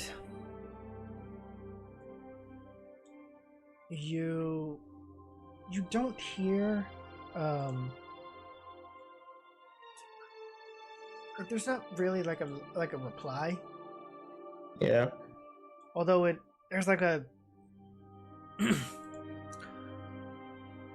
there is a bit of a deep gurgling sound from the other side of the door.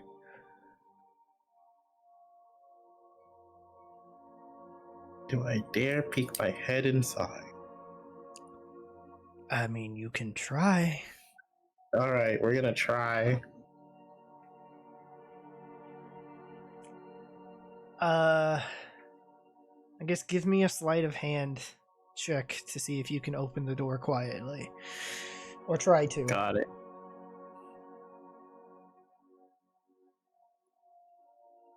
Yeah, let's give it a 9. You go to open the door a bit, and there's a thud.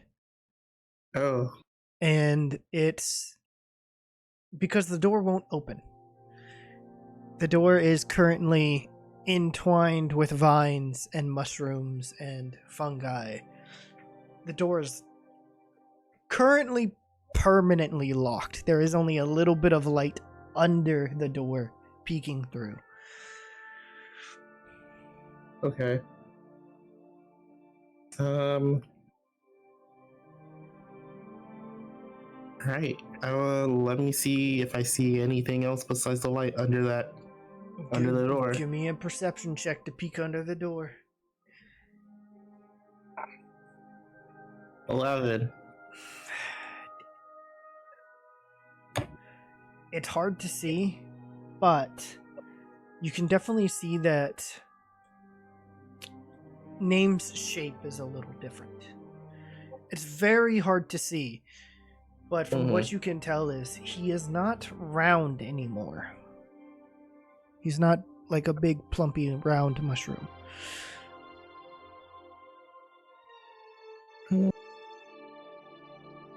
And you can kind of see under the door as a footfall happens. And there is an actual, like, almost like tree stump foot. Kind of like Groot that you can see. And then a little bit of glowing mushrooms. Around the room and on him. Slightly. Again, you can slightly see his appearance. Got it. Hey, let me get him off the floor and be like, okay. It's definitely changed. I'll whisper. I'll leave you to it. Hey, we hope to all see you soon. And then I'll leave the cart. You'll leave the cart. Okay. You leave the cart. At this point now, most of the day has passed, even though it was early morning when you started. Now it's about 2-ish. Alright. Interacting with Nevri and the cooks lasted a couple hours. Then interacting with Umbraxis was about a 30-40 minutes. And then trying to gauge what Name looks like, a couple more. So it's been a few hours. Alright. I also noticed how am I looking? Am I feeling exhausted? Do I need to go take a nap? A little bit. You have a little like a little wheeze just from like heavy breathing a little bit, but it's not too bad. You're not it's not affecting you too much. Okay. The only thing I can say is that your walking speed is a little slower now. I have not slept. We're gonna go take a power nap. We're gonna take a powwow. Okay. John, what are you doing? It's in this time. So I know you've been sitting here chilling out for most of this time. Most of the day has passed now as you've eaten a bit, kind of just chilled out in this little sack area on the ship. Are you doing anything or anything catch your fancy? Mostly for tomorrow, it's just kind of just taking our rest day. But okay, we'll just go. Let me go. Kind of look over the back of my shoulder to look towards the stern. Right, that's what you said. Where the captain's at. Yeah, and just see if he's up there chilling or if it's one of his other mates who are at the helm. Yeah, currently it is still the captain. He has, after all the commotion had died down from the fight, he went back to his post and started sailing the ship again. So he's been doing it for a while. At this point, I would say probably he is. Give me a perception check. Okay. Boom.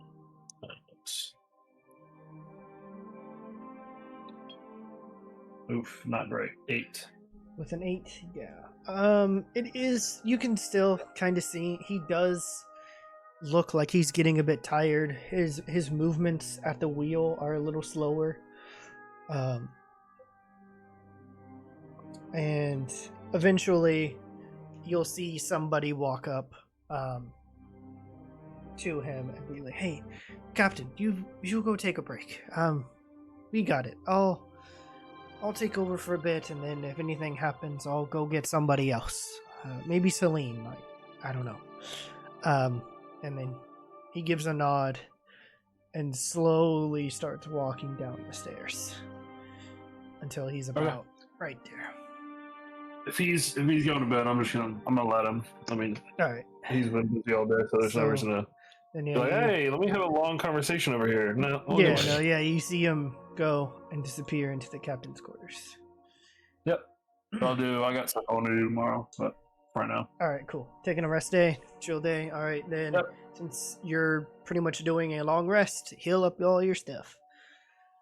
Okay. I mean, I guess I didn't really sleep, but I guess it does classify as a long rest. I mean, it would be because you're not doing anything. I just said fuck all. Arden, do a short rest for yourself for your little power nap. What time is it? Would you say by the conclusion of all this? Conclusion of all this, it is now about 6 or 7. So getting towards kind of dark right now. Yeah, a little bit. It's a little ways away before it gets completely dark, but it's And so far, I'll say this, John, since you've been chilling on the ship the entire time, the repairs have seemed to have held. There hasn't been too much commotion about trying to fix the ship. At least that I can hear. At least that you could hear up top. And there hasn't been any reports since. So, from what you can tell, what Arden and Davis did helped the ship. So you're Arden helped the ship. You're smooth sailing. Yeah. Arden helped the ship. I'm just kidding. And yeah, so with that, Arden, you wake up from your short rest, Yeah, the only thing I'm gonna be doing is because Arden's in the cart right now, right? Yeah, about to come out. Perfect. I'm just gonna wait for Arden to come out, so I'll just chill out here for like an hour or two. Okay.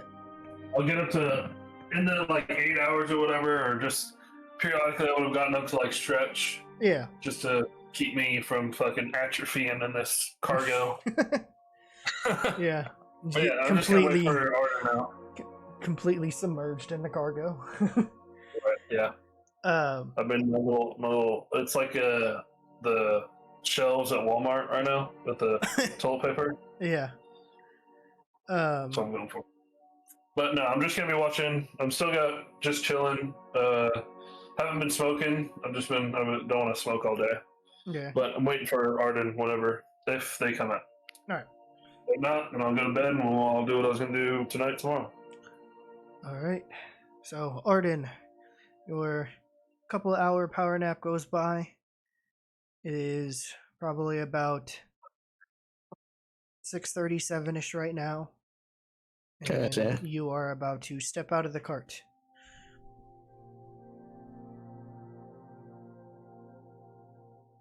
Yeah. Refreshed. Does a short rest get rid of exhaustion, or is it only a long rest? I think it's only longer. Yeah. I think it's also only a long rest, but I can't remember. Because I did the take short rest and the condition exhaustion level 1 is still there. Oh yeah. Well, I mean, yeah, it's still there. Let me see. Also, don't trust D&D Beyond to do that stuff. Yeah. I mean, even though it was just 1, I'd still just remove it, just because. Yeah. You took your little power nap, so you're good. Fair enough. So your power nap's over. You're back out on the deck. Hell yeah. Yeah. So Arden, if you're doing anything in the cart, just let me know if you're immediately as soon as you wake up going outside, or if you're doing stuff. Because I'm gonna be chilling out here for like 3 hours, waiting until you come out. No, I'm not doing anything else in the garden. Just getting up and going outside. Yep. Yeah. After those couple of hours go by, John, you see the door to the cart open, and Arden steps out once again. And so, what time do you think it is now? Like 9ish? No, it's 7:30 at this point. Oh, still 7? Okay, got it. The power nap, got it. Mm-hmm. I do the little 2 fingers together and do not the loud whistle, but a light one as like a kind of call to get Arden's or at least attention. I'll say with a passive of 15, you hear it, Arden. Oh yeah. Yeah. Now whether you can see me, I don't know, because. Yeah. So give me a perception check, Arden. I gotcha. This will be a funny little game. 11. You I'm hear. trying to hide, but I'm also not. You hear the direction. You hear the direction of where the whistle's coming from, but you do not see who did it. And the crew members are kind of just like walking around at this point. Like they heard the whistle, they all like stopped and looking at each other, and then they kind of went back to their business. Mm-hmm. Hey, over here. Over here. You do another perception check. Yeah. I'll make it a little easier. I'll put my hand up and like wave it. This one was worse. I'll say, Okay, Well, here I'll say with advantage because he's trying to make himself known. Got it. It's like with advantage. I mean, There you go. We'll see what my stealth There you is. go. Eventually, you see him, and then you walk over to where John is at. I was curious to see. So it would have been. Oh, it would have been 20. He would have beat it. So you just walk up and you just kind of see like a John just kind of make like his own beanbag. Give me a second. Oh, I'm coming. Arden and John, you are now facing each other. and about to start talking. Just Arden, and you just kind of see a old man who's made a somewhat of a recliner out of cargo and whatever, trying to get somewhat soft stuff. I just go, you got any plans? Got plenty of plants, fam. For right now, or can they wait? Oh no, they're good. What's up? Do you go? I'll look over because I don't know how long it's been since the captain left. See if the captain's back at the helm. Do I need to make a check for that? No, yeah. You glance back behind you and you see that the captain has not returned yet. Okay, so it's still legit. Well, I'm kind of waiting for a little later. It's still a little light out, but if you want to do something, if you could just come back over here in like 10ish, or just at least when the stars are up, I got something to show you.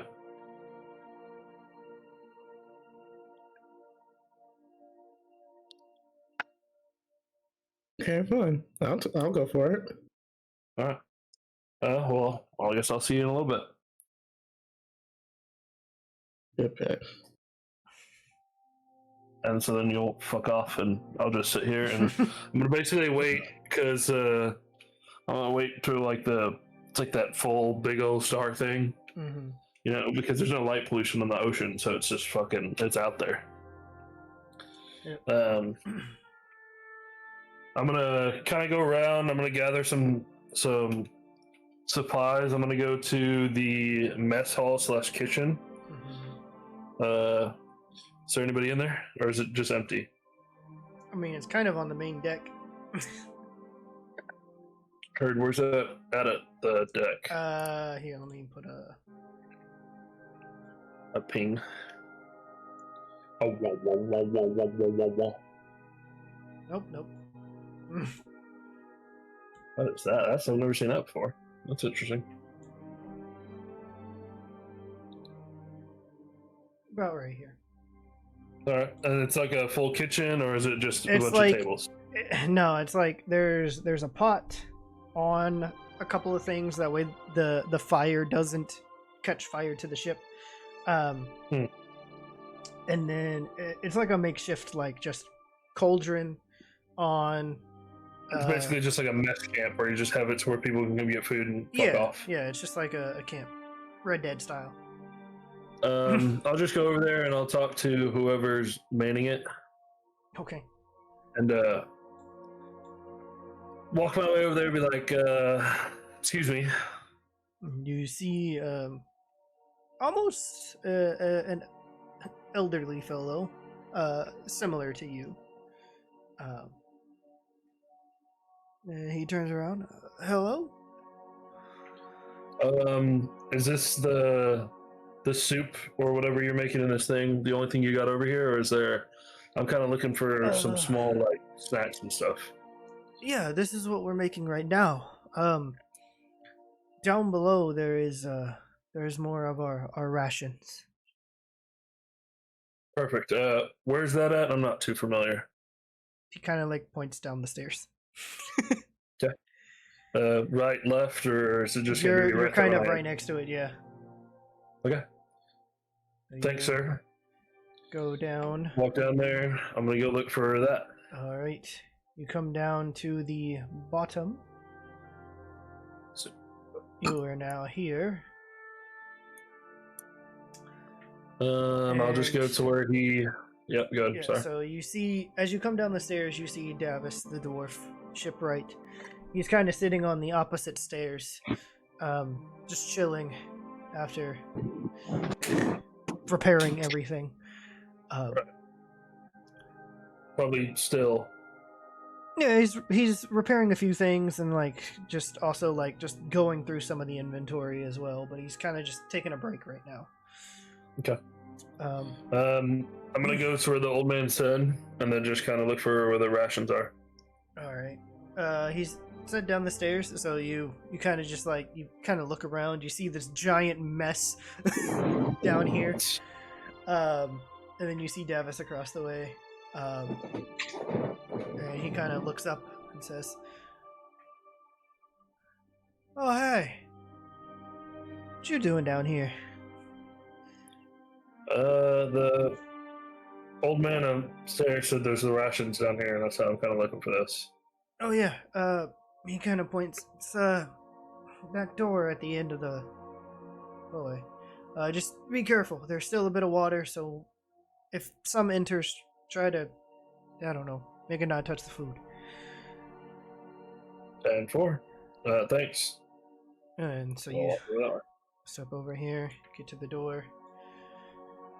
Try opening up the door. Yep. Okay. Grab the thing and try to open it. All right. It opens as somebody was in here earlier. Okay. So you walk in, and now you see a bunch of stuff. So off to the side, you see a bunch of like bread, and then some like a little bit of meat, and then off in front you see some fish, and then off to your left you start to see some vegetables. Can I do I don't know if it's really the right roll, but a history check to kind of try to remember what Arden likes to eat? Sure. Do you want me to do a history check, or want me to do something else? Something I think of to like. I think it might. Back. Well, it might be two. It might be two. It might be a history to see if you remember, and then an insight to see if you know if it's their favorite. All right. I'll do my history check, which is a 21. Jesus. And then an insight for 23. Fuck. I don't even high roll. I just rolled. Arden. Arden, what's your favorite foods? Alright, Jesus. Well, Just give me just like what I know that you mostly eat. Like, what's your like in your food pyramids? Mm-hmm. Like what's that? Like, do you like red meat, chicken, fish, vegetable? You know, it's just like those little things. What I always catch you eating all. It's you don't have to go. Well, I like the ram bean sprout juice berry. I don't need all that. Goat, shellfish, and potatoes. Okay. Any breads or anything like that? You'll go ahead and say beef. Beef. All right. All right. So I'll look for some goats, some potatoes, and some bread. Okay. There's no goat. I'll do beef. Okay, yeah. So you walk over here. You find the bread easily. And you walk to the side. You see a little bit of meat, just a little bit. And you kind of come over to the other side. See this little pile off to the side a bit. There does seem to be a little bit of like lamb or goat. Is it compared to the beef? Is there a lot of beef and like a little bit of lamb and goat? Like there's a lot more beef, but it's like the lamb and goat are about half the size of that, just because a lot of people like beef more. Right. But they're not opposed, right? Right. Okay, then I'll do that then. I'll do the goat. Then I'll get some potatoes, and I'll bread and I need a vegetable. Yeah, What vegetable would I get? What vegetables I got? Yeah, you come over here. Oh, just give me some carrots. Oh yeah, that sounds great. Yeah, so what you can see over here is like tomatoes, lettuce, carrots, cucumbers. Like that's what you can see that they have right here. They got any potatoes or no? Yeah, it was in one of the barrels. Okay, got it. So I'll grab about 4 potatoes, about 6 carrots, about a pound of lamb, and then 2 loaves of bread. All right. And then write that down so I have it. Yeah. And then you 1 leave pound and head back up. land or goats. Yep. And I'm gonna go back to that mess guy. I've just made this little sack. Oh, while I'm in there, I'm gonna do a perception to see if there's any damage. Hello, my controller. Just kind of. That's performance. Wrong button. Oh, it was a 19. 14. 14. Okay. What's your passive? 15. Okay, 14 and 15. Okay. So it's not too bad. Since you're actively looking. I could do an investigation since I'm actually looking at or yeah, perception. if you're actually looking for that specifically, then yeah, investigation. It's 11, so it's worse. Okay. Well, even so, with your perceptions as well, you do see the repair job that Davis and Arden did. This is your first time seeing it as well. Somehow it is holding strong. And you're kind of curious about it. But then at the same time, I would not want to touch it. Yeah. Yeah, it seems sturdy enough that you don't want to mess with it. Yeah. I don't want to be like, oh, let me pull this string right here. Yeah. And yeah, with that, and then also just because of like how you can see, like, yeah, there's a little bit of indents into the wood on your right side, which is over here, because of all of this stuff being shifted and moved to the other side of it. But nothing in the actual where the food is stored. But yeah, no, there's not any damage over by the food area. Yeah, it was mostly okay. Yeah, it was mostly in here. And on the left side of the ship.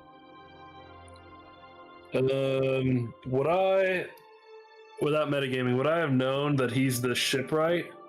I don't know if I ever met him. Yes, as you guys were getting on, you saw Helrin talking to him, and and at that time he was working on the ship as well. Okay, got it. I'll just walk by and say, "Hey, good work on fixing the ship." He's like, "I do my best." Well, I'll see you later, and I'll head back up top. Okay. And gives you a nod. Back to the old man. And then you get back to the top. And when you do, you get back to the kitchen area. Is he looking rather busy, or is he just kind of like already made something and it's just like sitting over there? Yeah, he's just like he's stirring the pot. Okay.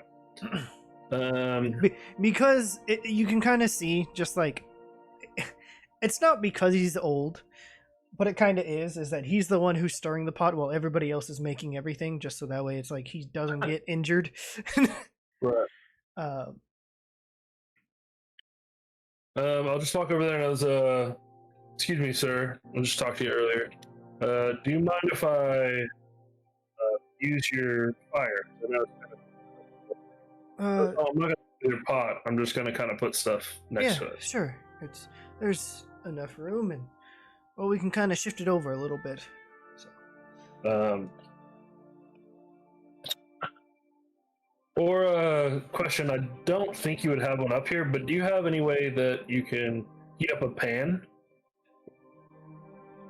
Not necessarily, no. I didn't think so. Yeah, I'm trying to find out how I bake potatoes. It's the only thing I don't know how to. Sir, you know how it, I'm trying to cook these into like little bite-sized pieces. I was going to do them in a pan, but I know we're on a ship, so I don't really have that luxury. We have a little bit, but there's not, the amount of cookware we have is, we can only do a certain amount of stuff with it. So, right. Some of our sheets are smaller. We don't have all the massive equipment and everything. But I can do this. And he kind of like shifts there's a bit of rocks. That's also how it kind of fits and works a little bit. So he kind of shifts them a little bit. You see the fire kind of shoot out at one side at one point, and then he kind of rearranges the rocks a bit more, adds a few more, and adds an extension to it. And then Swag. you see him kind of or look off to his side a bit, and pull out a pan. It's a relatively small pan, and he kind of sets it on top of there, and you see it start to. You start to see the heat emanating off of it, and you start to see how it starts to glow, red, a little bit. I go, hey, we may be old, but at least we can think. You mind if I borrow that cutting board real quick? Jesus. Yeah, sure. The guy that was using it, he's doing something else right now. Yeah, I'll be less than a minute. I'm gonna walk over there. I'm just gonna take the 4 potatoes and I'm gonna dice them into cubes. Mm-hmm. And then, you got some oil around here?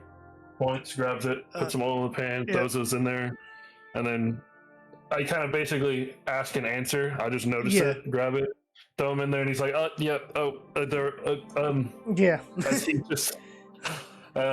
Just kind of getting he's into like, my. He's like, he's trying to help. He's trying to help, and you're just doing your own thing. Yeah, well, I'm just kind of. I've always been a cook, so I'm just kind of used to it. Yeah. And then I kind of pull out of my bag some cooking utensils, and they're stirring it around, going with that, and I go, do you have a basket that I could borrow for like an hour or two? He goes, I think so. I think we brought one up here when we were getting some of our other supplies. And he kind of looks around a bit. And he goes, hey! To one of the other guys. He's like, bring me that basket. And they do. And as the potatoes are cooking, I'll just set it right next to me, and then I'll take the goat and set it, and then slice it into thin sheets or like pieces, and then they're gonna I'm doing like the Korean barbecue kind of thing. Oh, that's lovely. And then just fry those up, and then once the potatoes are done, because they take a while to cook, take those off, put them in a little bowl, and then lay the meat, cook those, get any seasonings I have. Do those. Once those are done, I'll put those in another bowl, put the bowls in the basket, and put the bread and the carrots. And I'll take 10 gold and hand it to the veteran. All right. Thanks for letting me use your area. He accepts it and goes, anytime. I'll bring this basket back, and if you need anything from me, just holler. But I'll be back in a couple hours if you're still up here. If not, I'll just put the basket here. All right. Arden, what have you been doing this entire time? Honestly, I couldn't tell you. It's really. Yeah, once John left you on your own, you figure out what you're doing. I found some more people to talk to that I haven't talked to and made small talk. Okay, yeah. Make a little small talk, and then eventually you kind of make your way into the front of the ship, and eventually enter into this part. Mm-hmm. And once you do, you see a few people.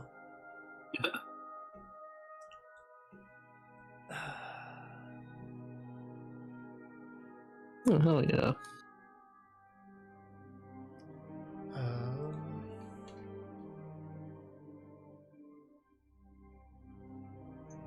Oh, shit. Okay. And then Selene's on the bed. Okay. You enter into the front of the ship, where it is mostly a crew quarters, but there are a couple of desks sitting there, and of course both Thaddeus and Lysandra are sitting at both of the desks. He is either working on something, you can't really tell, and then she is obviously looking over her medical supplies and also tending to Selene, which she's kind of just laying on the bed at this point, and her arm is off to the side, just numb. But at this point, it is coming back. Her arm, she's getting some feeling back into her arm. At this point, because it has been most of the day. Okay, I'll go ahead and check on her. All right. All right. You see her. She kind of like looks up and is in a little dazed because she kind of went to sleep a little bit because she was also a little fatigued. Um. Oh, Arden. Hey. Hey, coming to check on you. How's it going? Um. Well, I'm getting a little better. Lysandra definitely helped. It's always good having a doctor on the ship. All right. She goes, I do what I try, honey. It's fine. That was Lysandra responding to that. Yeah. um, and as you kind of get close to both of them, you can now see what is on her desk. She has her little scalpel tool. She has a bunch of the other. Well, there's there's a couple of potions. There's a couple of bandages and what seems to be like alcohol as well. And just a little like in like a little notepad she's kind of writing in, just keeping track of how many injuries everybody has and how many days Yeah. it's been, and just to see. And that's what you can see her doing. Hell yeah. I'm like, huh. Well, we're gonna talk to her to see how everything's been going, how the whole healing thing is going. And I tell her, I was like, yeah, look, I'm not the greatest healer. I, I've hurt a lot more than I've healed. I can tell you had a lot of offensive spells there, but during that fight. Like, yeah, I don't know. Ever since I feel like it's time to start throwing more thunderbolts and things like that, instead of being always the like happy-go-lucky tree friend. She goes, well, here. I mean, it's not much, but and she kind of looks and rummages through off to the other side of the desk, like over here.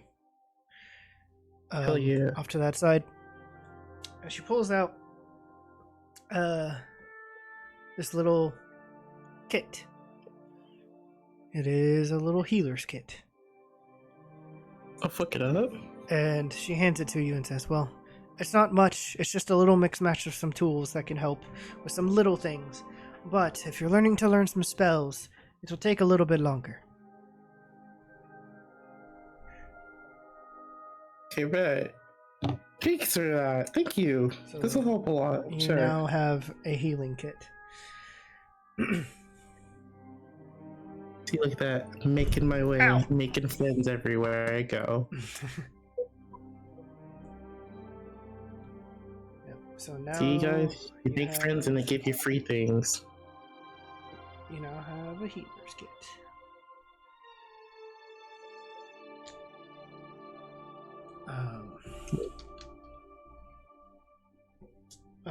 Yeah, it would be the basic. There you go. I've added it to your Hell yeah. inventory. Alright. So yeah, it's just a basic healing kit, just has a few things in it. Yeah. And she goes, yeah, that's one of my spares. I have, well, everything on me. So, and yeah, Selene's like, it's always been fun having you on board. You never know how many people get injured so quickly and what diseases might come up while you're at the sea for a while. Oh yeah, for sure. Everything from like cuts and bruises and whatever we drag out from the sea. Mm-hmm.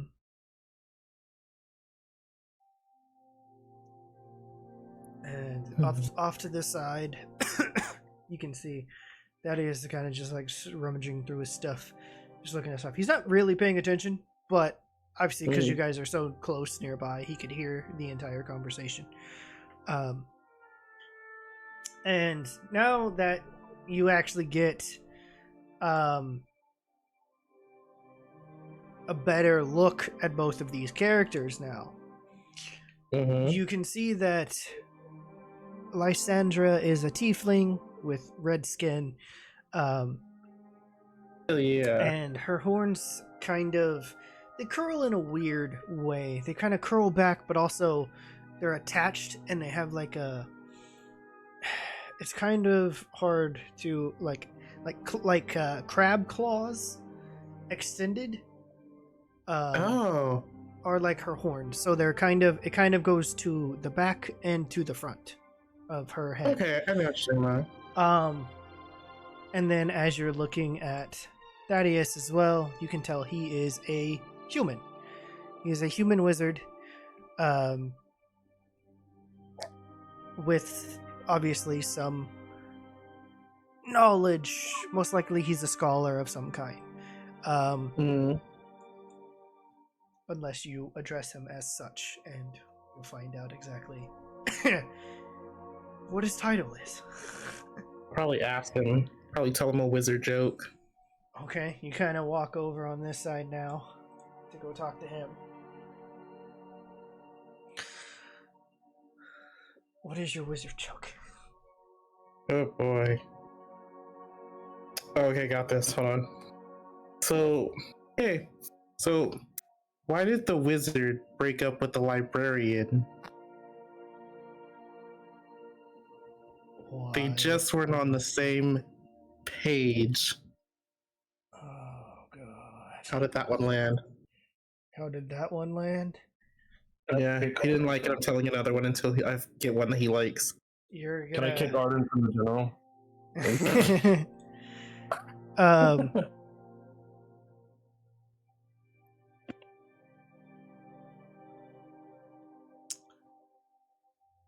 He's just gonna he's gonna cast a minor illusion like in front of your face, and it's just a shh.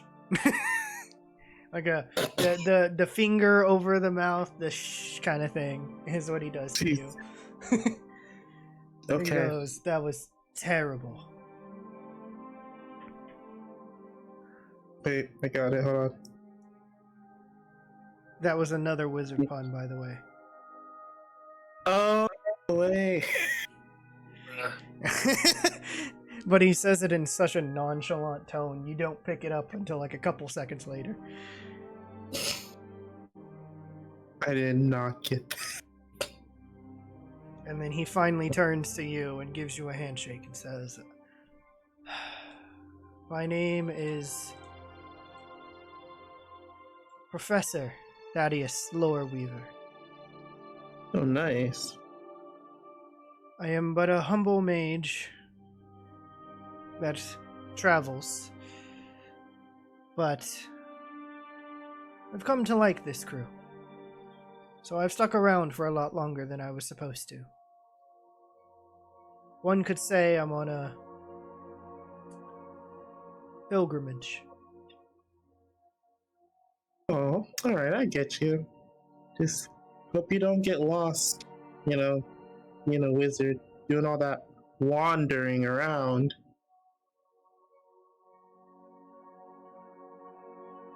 Cast shield. Alright, okay. I've had it. I've had enough. Sorry, that's my last. I told him I was like, sorry, that's my last one. I haven't got any more. I don't know I watch anymore. Because I can tolerate some jokes. But when it comes to wizardry and librarians, I guess you could say, or knowledge of the arcane, I don't find it quite funny. I take magic very seriously, because it can very well be a blessing and a curse. There are many people that use it for many terrible things. And I have seen that. So I have kind of escaped on a little pilgrimage across the sea. One, to see what the rest of the world is like.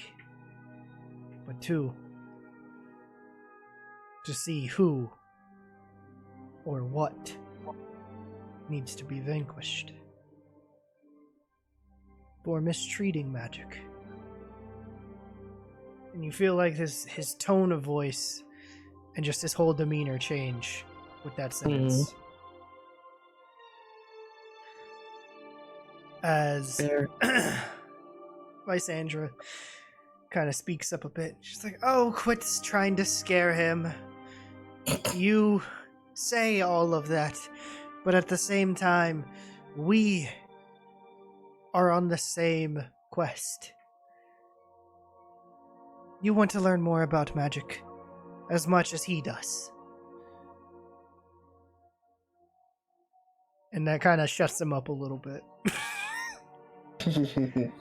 As you respond. So, all's fair in game. I believe that, like people, magic can be good, bad, neutral.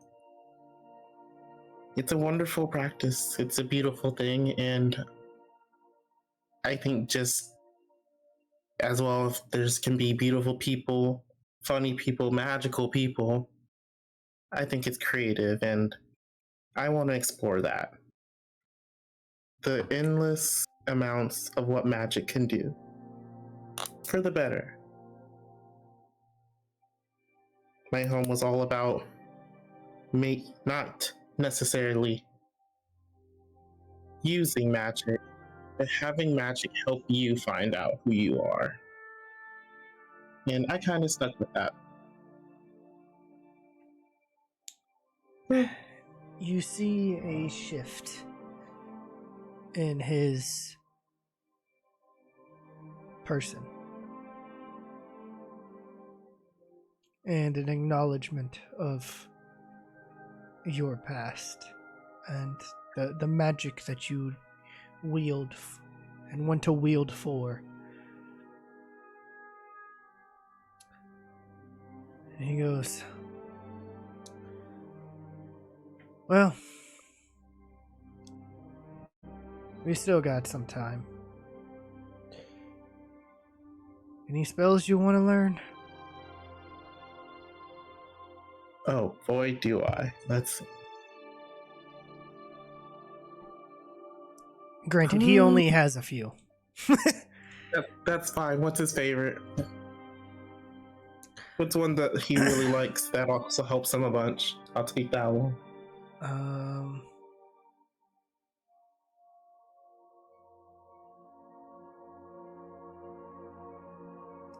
Firebolt. Yeah.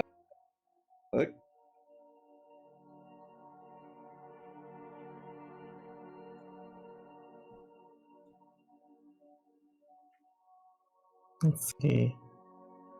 Yeah, that sounds great. Yeah, let's go ahead with that one then. Okay. You see him like turn in his chair a bit to face you. And you see him kind of snap his finger. Oh. And a small little ball of fire appears just above. And then he goes, "Now, you have to be very careful with this.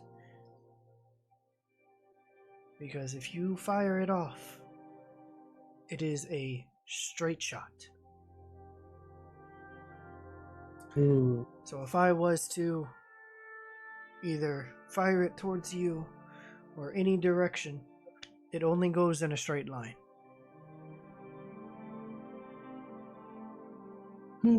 Okay. And then you see him kind of snuff it out with his other hand.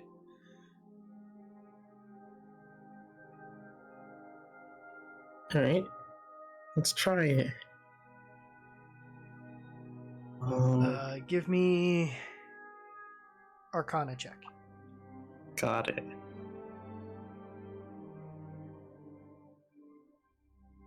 21. 21. All right. You know the basic elements. It's very simple. And you try it as well. Do you try to copy him and how he did it? By snapping your fingers? Or do you do it differently? I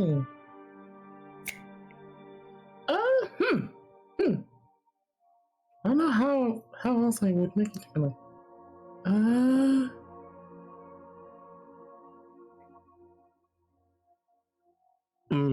You know what?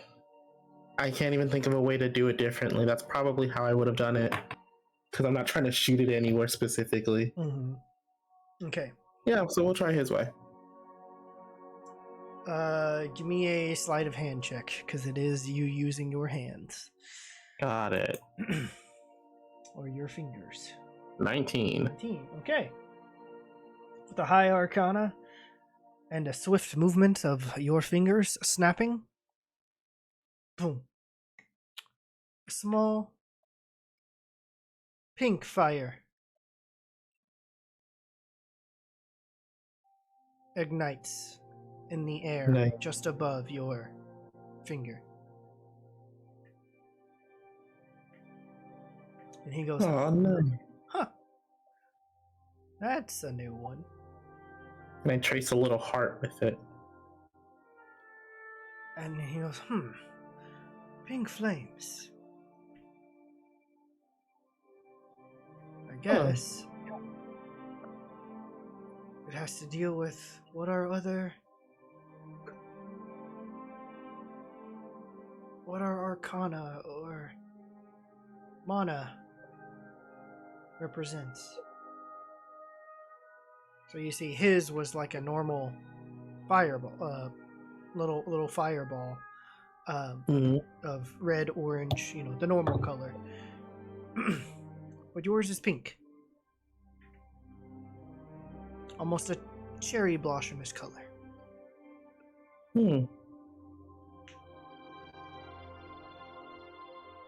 Yeah, typically my magic's always been some sort of pinkish. Cherry blossom is my main form of magic, and a lot of my energy blasts are just of that same shade. That's fascinating. I wonder. He kind of looks at you, and now he's like studying you.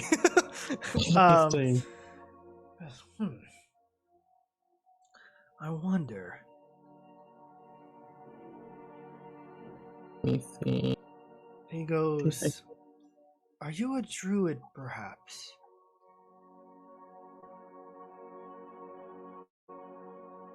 Lucky guess. As well as a wizard. Yeah, I am. I take in all the energy around nature and amplify it with my magic. Then maybe that's the cause of it.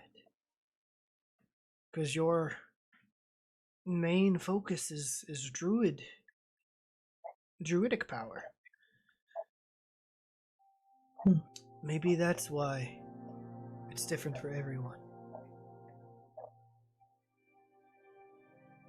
Or it's because they put time and effort into it, but who's to say? But who's to say indeed? He goes, well, there you go. You've learned Firebolt. And maybe at some point you might learn Fireball. Ooh. I'll take you up on that. And let me see. With that, he gives you a nod and kind of turns back to his desk and starts writing stuff down. You've intrigued him a bit, so now he's writing some new information into a book. Don't we love that? All right. Hell yeah. What's next for you, Arden? Or are we gonna skip ahead a bit and go meet with John?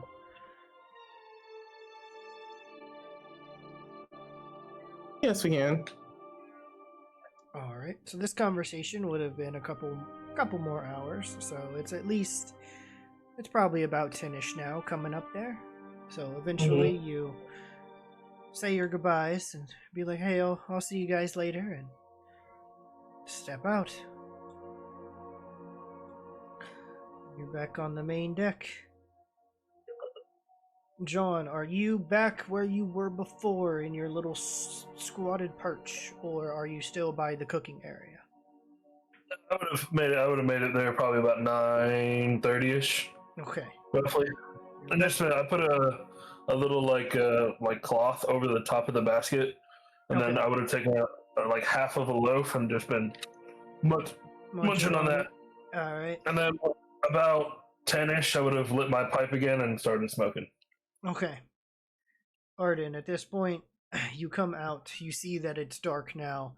The lantern lights around the ship, even from within inside, start to glow as everybody recognizes that nightfall has started to come, and it's getting darker and darker and darker. At this point, I will say the captain does come back out for the night shift. It is just a little bit later. So, John, you're kind of preoccupied, so you don't actually see him come back out. Yeah. I was just seeing if he was going to be there before, because we could have talked, but that's for tomorrow. Yeah. And then you look across the way and you see Arden coming out of the door from the crew quarters. Yeah, I'm not gonna holler or anything, I'm just gonna kind of wait. And Arden knows where I am. Yep. Alright, Arden, you come back. You start walking over towards John. Okay.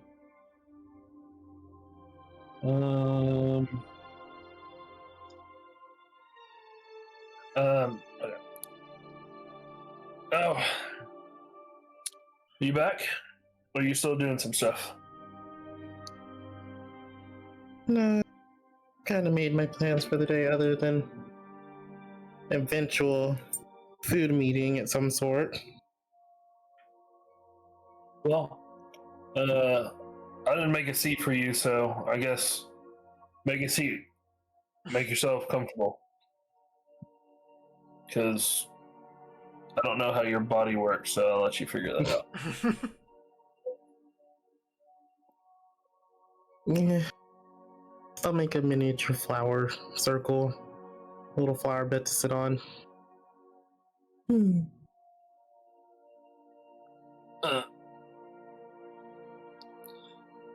So it probably takes a minute for you to get comfortable and whatever, and goes, "Oh, also, I brought these," and I'll take that parchment over the basket and I'll go, "Have your fill. I've just been munching, so it's really up to you.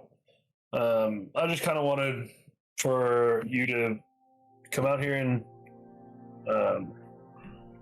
you need some old man wisdom. I can tell that you're thinking about stuff. Which, none of it's my business, but if it's one thing, I can read a person. And saying that, I'll also insight while saying that. Oh, only 11.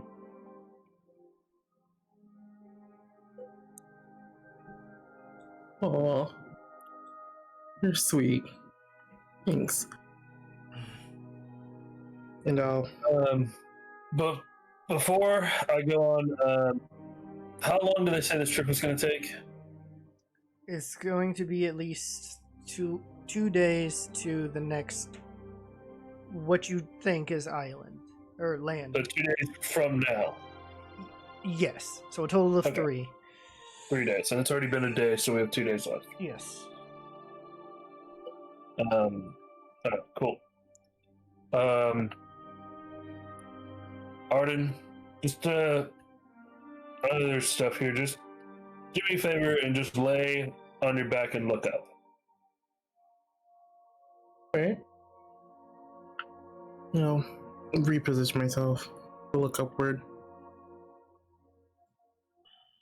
And you'll hear the slight crackling of the pipe that I'm smoking as I take an inhale and kind of keep it smoldering. Also, lean back in my chair and look up and go, all of this, and we're worried about such small things. Arden, we have 2 days to figure out our problems, and there's nothing we can do about it here. There's no point in stressing and running around, and we'll figure out the thing with William, and something tells me that big guy over there is planning to go a separate way. And really, other than Name and Nevery, it's just us. We've lost companions, left homes, and faced things I would not like to face. But most of us overcome it. I'll give a slight chuckle. Most. No point in overthinking where we are and what we have to do. Because where we are, there's nothing we can do about it right now. If we run around and we stress ourselves out, we're not going to be prepared for what comes next. So, I made this to help you relax. I got you some food. We can sit. We can talk. Because I don't think we've sat and talked for a while. Before we entered that town and all of our problems started getting bigger. Now I think it's just time to relax. Because, I mean, how can you look at this, and I'll kind of lift an arm up and point at the sky and go, be stressed. Look how grand all of this is compared to us. We are a small speck in the ocean that honestly isn't a problem until we make it to wherever we're going. So, I'll hand my pipe over and go, this should help you relax a little bit more if you need to. Alright. Arden, as you're looking up at the sky again, you see the moon off to the distance, and the moonlight shining down onto the Twilight stream, as well as the rest of the ocean. You see these dotted stars all over the sky. W music, W music, W music. As John describes and saying, this is calming. This is our time to just relax and chill. That, obviously, with the night sky, you still think about Will. But then just for a second, you remember what happened in the cart earlier today, and it kind of freaks you out just for a second, and then you go back down. You start to calm down again. And then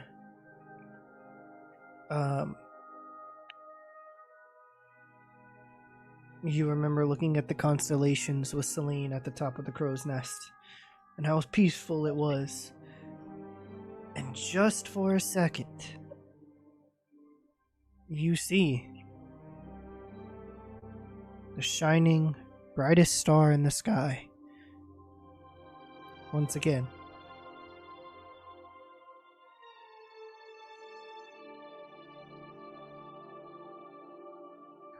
And John, with the perception check, you do see Arden tense up for a second and then relax.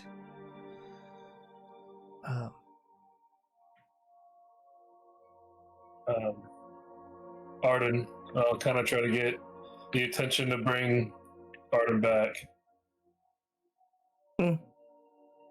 Yes. Is there anything you would like to talk about? It doesn't have to be anything important.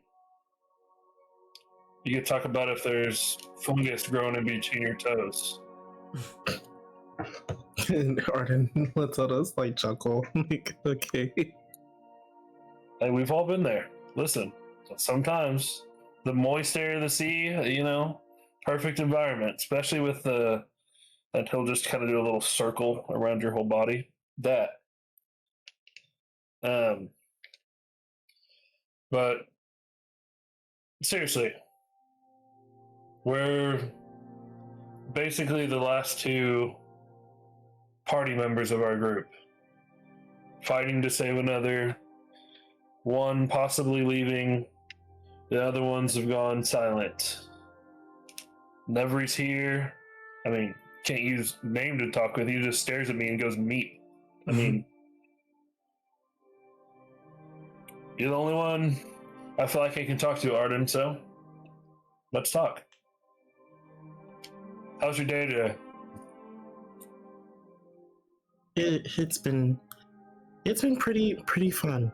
I've talked with Selene. We fished. That was a whole adventure. That was fun. Yeah, I saw. Slight chuckle. It was just a pufferfish, narrowly avoided being poisoned, got hurt by an urchin, talked to other urchins on the ship. No, I'm kidding. All right. Here, and I'll take out and basically open the basket and then kind of just take everything out and then lay like the thing that was covering the basket down and then just kind of take everything out and lay it on there. I got this stuff. It seems to make it easier to talk, but don't touch my carrots. I'll grab one of the stalks of carrots but I remember you liking potatoes, so I gave you my special recipe. This is all so much. This is really nice. I'm not even gonna pretend to know how you got all this stuff, but thanks. You're not the only one who can do magic. And I'm gonna, you know what? Fuck it. I'm gonna attempt to do a coin trick Boy. for comedy. I'm gonna just do the one where I put it in my hand, close it, and then try to make it disappear. All right, slide a hand check. Do you want me to do that or performance? Oh no, yeah, performance. All right, just gotta see a good roll. Oh, 12. It's not terrible. Doesn't go as you planned, but it's still it's still a magic trick. So I do it, but you can notice where the coin goes, and I go as I lift each finger of my hand and go, voila! Well, while I was like holding the pipe in my mouth still as I'm voila. Don't die trying to show me magic. See, I can do it too. That you can. This is a magical night. I ate some of my wonderful pieces of goat. Damn, this shit's good. Arden, you know what? I've never actually asked. Where are you from? You guys know a little bit about my past. So where are you from? Oh man. Far distant little land where everything's peaceful, everything's green, and you try not to get eaten by things, and everybody's doing their own cool, fun magic. Oh yeah? Oh yeah. Like, I'm talking turning a bag of crystals into a fish and then throwing the fish at someone, but it explodes into a bouquet of flowers instead. It's pretty wild over there. So why did you leave? And Arden pauses for a moment.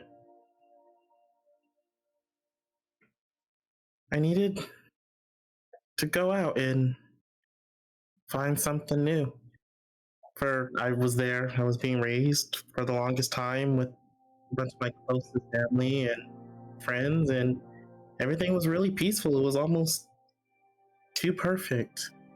And then after a minute, yeah, I grew up and there was a lot of people that needed help, and I thought the best thing that I could do to help is to leave and go find new perspectives, go learn new things, see different places instead of just hearing about them or reading about them in old texts and books.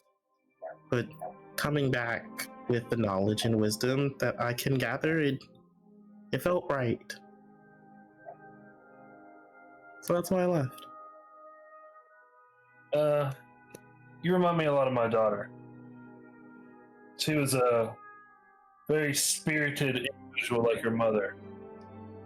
She would always, back in my cabin where we used to live before everything, she would run out into the fields, and sometimes the longest she was ever gone was 2 days, and the only reason she was gone that long is it took me that long to find her. She had run into the forest, and luckily I had picked a decent area too close to civilization for anything wild or crazy to be prowling, but still a danger nonetheless. Mm-hmm. And I found her underneath this little wooden bridge that crossed over one of the creeks by our house. And she had built a little stone castle for the frogs.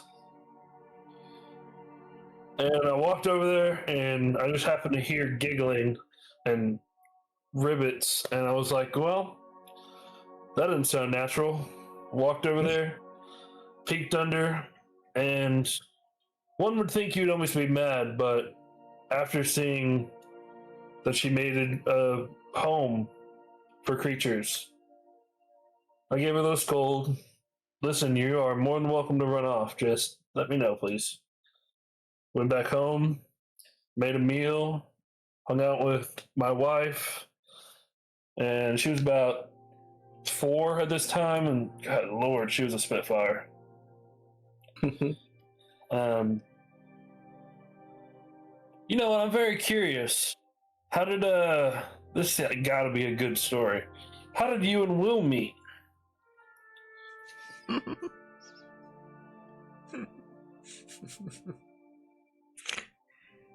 It is a good story.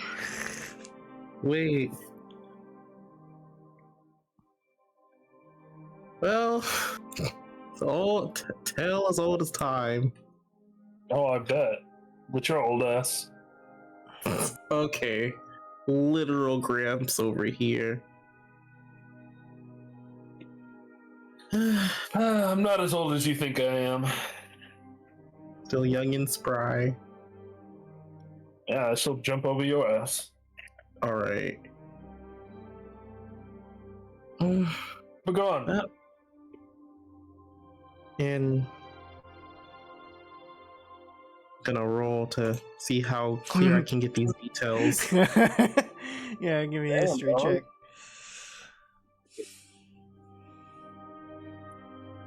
Damn, 27. Damn. Hey, Trevor, remind me how we met, because I damn sure don't remember. It's all the fragrances and the clear sky. You just history checking it up. Your history, you relaxing and just chilling with John, learning more a bit about him, and just chilling, just finally resting and not having to deal with anything. Your mind kind of clears up a bit. And you remember the first time you met Will and Zarlius. It was back on a ship that was heading towards an island known as Stormwreck Isle. And when you guys got there, the place you had landed and docked, were a couple of zombies around. It was unorthodox and kind of scary and confusing for you. It was your first time seeing something like that.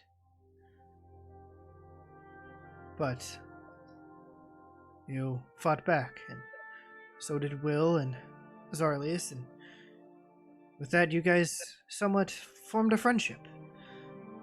It took a bit, but there were some more traveling ahead, more people to meet. Eventually, you came to a small town on the cliffside called Dragon's Rest. There were a bunch of kobolds and a few humans. And one of them you know and remember very well, because she helped you when you and Zarlius went on your own separate journey while you were there. Her name was Varnoth Winder. And John, give me a history check as Arden is retelling the story. Is that nat 20 or natural 1? Is it nat 24 or 25? Natural 20! Okay, good. Yo, what do we have, a hero face? This is crazy! Right. At the mention of Varnoth Winder, memories come flashing back to you of being a part of the Azure Wolves, a mercenary group Right. I remember that. that had won multiple battles, were hired to do multiple different things for people, just for some good coin, and eventually all of it came to an abrupt end for some more than others. So, pause, sorry. That was the leader of the Azure Wolves, right? Yes. And then my mother, theoretically? No, stepmother? Yeah. Foster mom? Yeah, technically, yes. And this timeline is after she left. Yes. Okay, got it. Good. Continue, sorry. Yeah. As Arden, you will notice that I start, after you say that, paying attention in depth. yeah, as the mention of her name and flashbacks of the patrol, the missions, the integrity, the strength, the family bond you've forged with them, it came to an abrupt end at the peak of your height as the Azure Wolves. Varnoth decided to disband the group, or at least she thought. One of the members who was very close to you decided to stick with you. Most of you guys stuck together after that and still continued on as the Azure Wolves. She just left, but most people did leave because she was a strong leader. But then one day she just left, disappeared, nowhere to be seen. And that hurts you. So eventually, after the group tried to continue on as the Azure Wolves, you left as well. And now we cut back to Arden telling the rest of the story. I can go back to this PDF that I haven't opened in years. Wait, you said what? Yeah. We cut back to Arden telling the rest of the story of Dragon's Rest and Stormwreck Isle, where they met Runara, who turned out to be a bronze dragon and the leader of the village, but she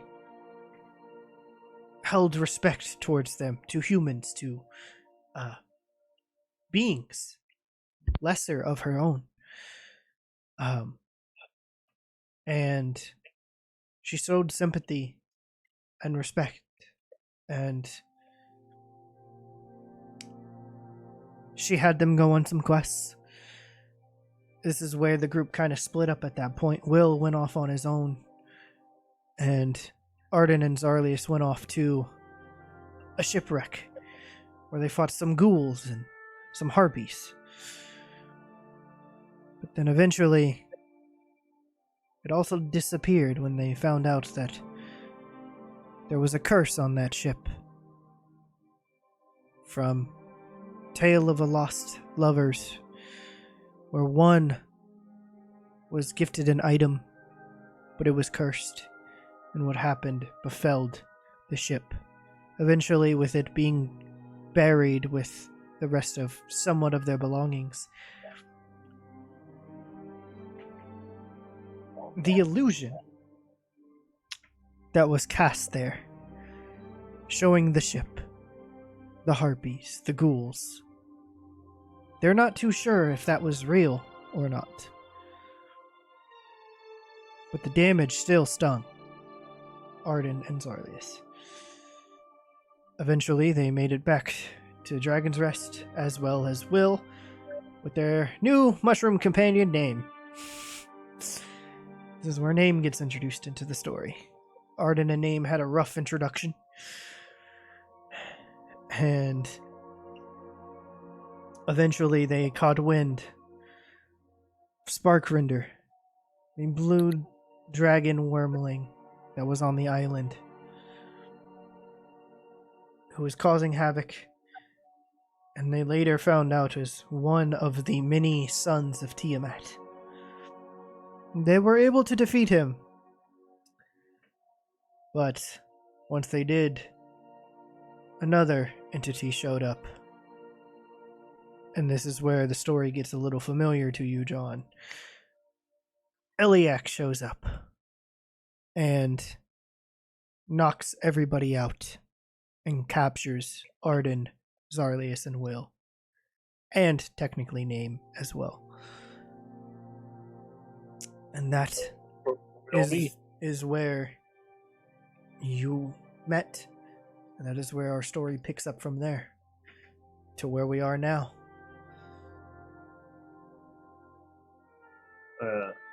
John's gonna say basically after you've reached after and go, I did the math. It's 14 years or 16 years. Place back up again, reminiscing. Mm-hmm.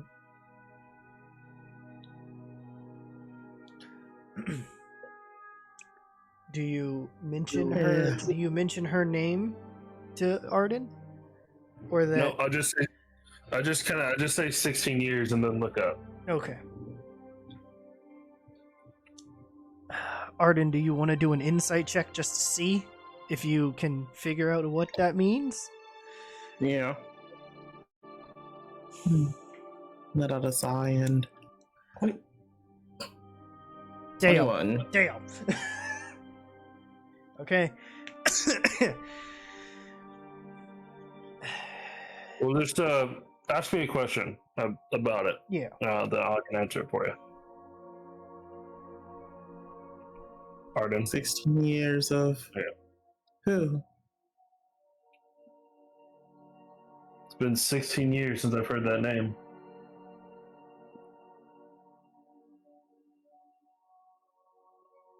Oh?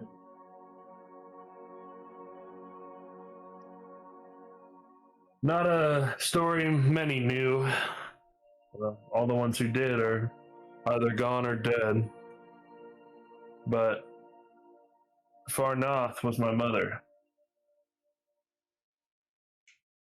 Oh. Oh. And it's been 16 years since she left. So I've really even thought or wanted to hear about it, because before that is 4 years before that is when Aisha died. And then 4 years before that is when Allison, my wife, died. So, Oh. but I think, I haven't thought about it much, but I think the reason why the group disbanded was because the loss of her granddaughter was too much. I mean, I was basically second in command, and it was too much for me. I can't imagine what her only relative other than me would be like. Because we were warriors. We didn't have a family. We were not even a place that had a home. The Azure Wolves went from place to place, went from where they needed, didn't really do much until finally she left and I was no leader. It fell on some of my other teammates and friends as I left. I heard that there's still maybe a small group towards where the main party was, but the rest either died, left, or retired. But damn, been a while since thought about that name. Oh, no. Sorry to hear that. Well, I've had a long life, so didn't surprise me. And that was when I was young, so as you would say. Yeah. Now that you're old and everything, I'm sure at least some things have gotten at least a little bit better for you. You know, I do think it's funny that you call me old. How old do you think I am? With a slight grin on his face, he'll look at you, waiting for your answer.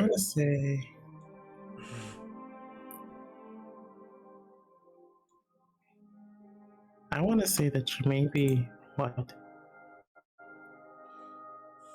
75 to 110?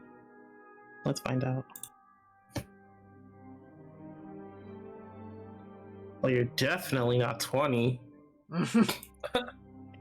Oh, the dice can stop lying. Oof, I might have to roll 2 of them just in case. Just look at me, make an educated guess. Since in our travels, how old do you think I am? Ranging anywhere from 20 to 107. You know, I'll look at you. You look about a good... Look-wise, I'd say about 60, 65. Good, you got a good 20 years before that. Alright. I'm 81 for your information. Huh. I'm like a day over 70. Okay, listen here, pal. I'm just saying. I will. Don't make me take them snacks from you. I will also say this, Arden, when you Will and Zarlius met Varnos, she looked to be like in her late 40s, early 50s. Let's say I look like I'm in my late 40s, early 50s, fucker. No, Varnos. When they met Varnos, she yes, but when they met her, she looked to be in her late 40s, early 50s. She was still strong enough to help out, and she looked. Honestly, she looked like was still in her prime, because she was able to help. She was able to help you guys out. She could be 407 and still whoop y'all's ass. And as you're talking to John and figuring out how old he is and finding out that she was his mother, and you're like, wait, how is that possible? She looks younger than he is. Like, don't tell me y'all age backwards. Hey, I just got a little bit more wear and tear. She used skincare. Yeah. Maybe our next trip needs to find you a good skin routine. I wouldn't complain. I haven't had one in... What's a skin routine? Oh my god. As you see him scratch his face as the flecks of dust and ash come off. Yeah, like that. Oh my- That beard, like Yeah. if anything, you just need to That shave the dandruff, beard. Oh my god. I'm going to the kitchen to find some avocado oils. Oh Jesus. We're gonna work on this later. All right. And with that, Arden and John, you've exchanged some swapped some stories around, learning more about each other, and actually learning how close you guys actually are.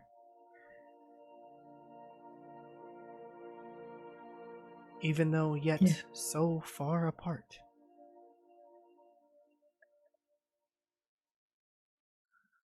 Just because Arden's 12, I mean. 12 is crazy. And I like how And we'll just talk throughout the night. Random chit chat. you guys talk throughout the night, and that would lead on to our next day of travel. Meaning, if I remember correctly, it would be the 30th. So it's the last month, or last day of the month, before you enter into... Last day of the month, last day of the trip. Well, not Or quite. last day to the but- place. Yeah, not quite, but Yeah, getting not pretty the whole close. trip, It's about to be good old. It's about to be the first of chill rain, and it's the end of Dark Dwell. So November to December. I wonder if it rains a lot. And Sorry, bad you joke. guys, as you're going into the night, just chit chatting and whatnot, we will cut over to inside the cart, into Will's room, where Umbraxis is sitting, watching over William's body. And as we pan over to William, kind of the slow, like, camera pan over to him, for just a split second, there's a shift, soft movement of a chest moving up, and a slight exhale. And that is where we're going to end this episode.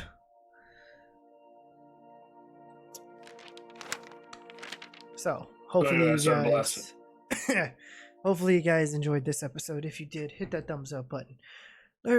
Leave some comments down below on what you guys thought.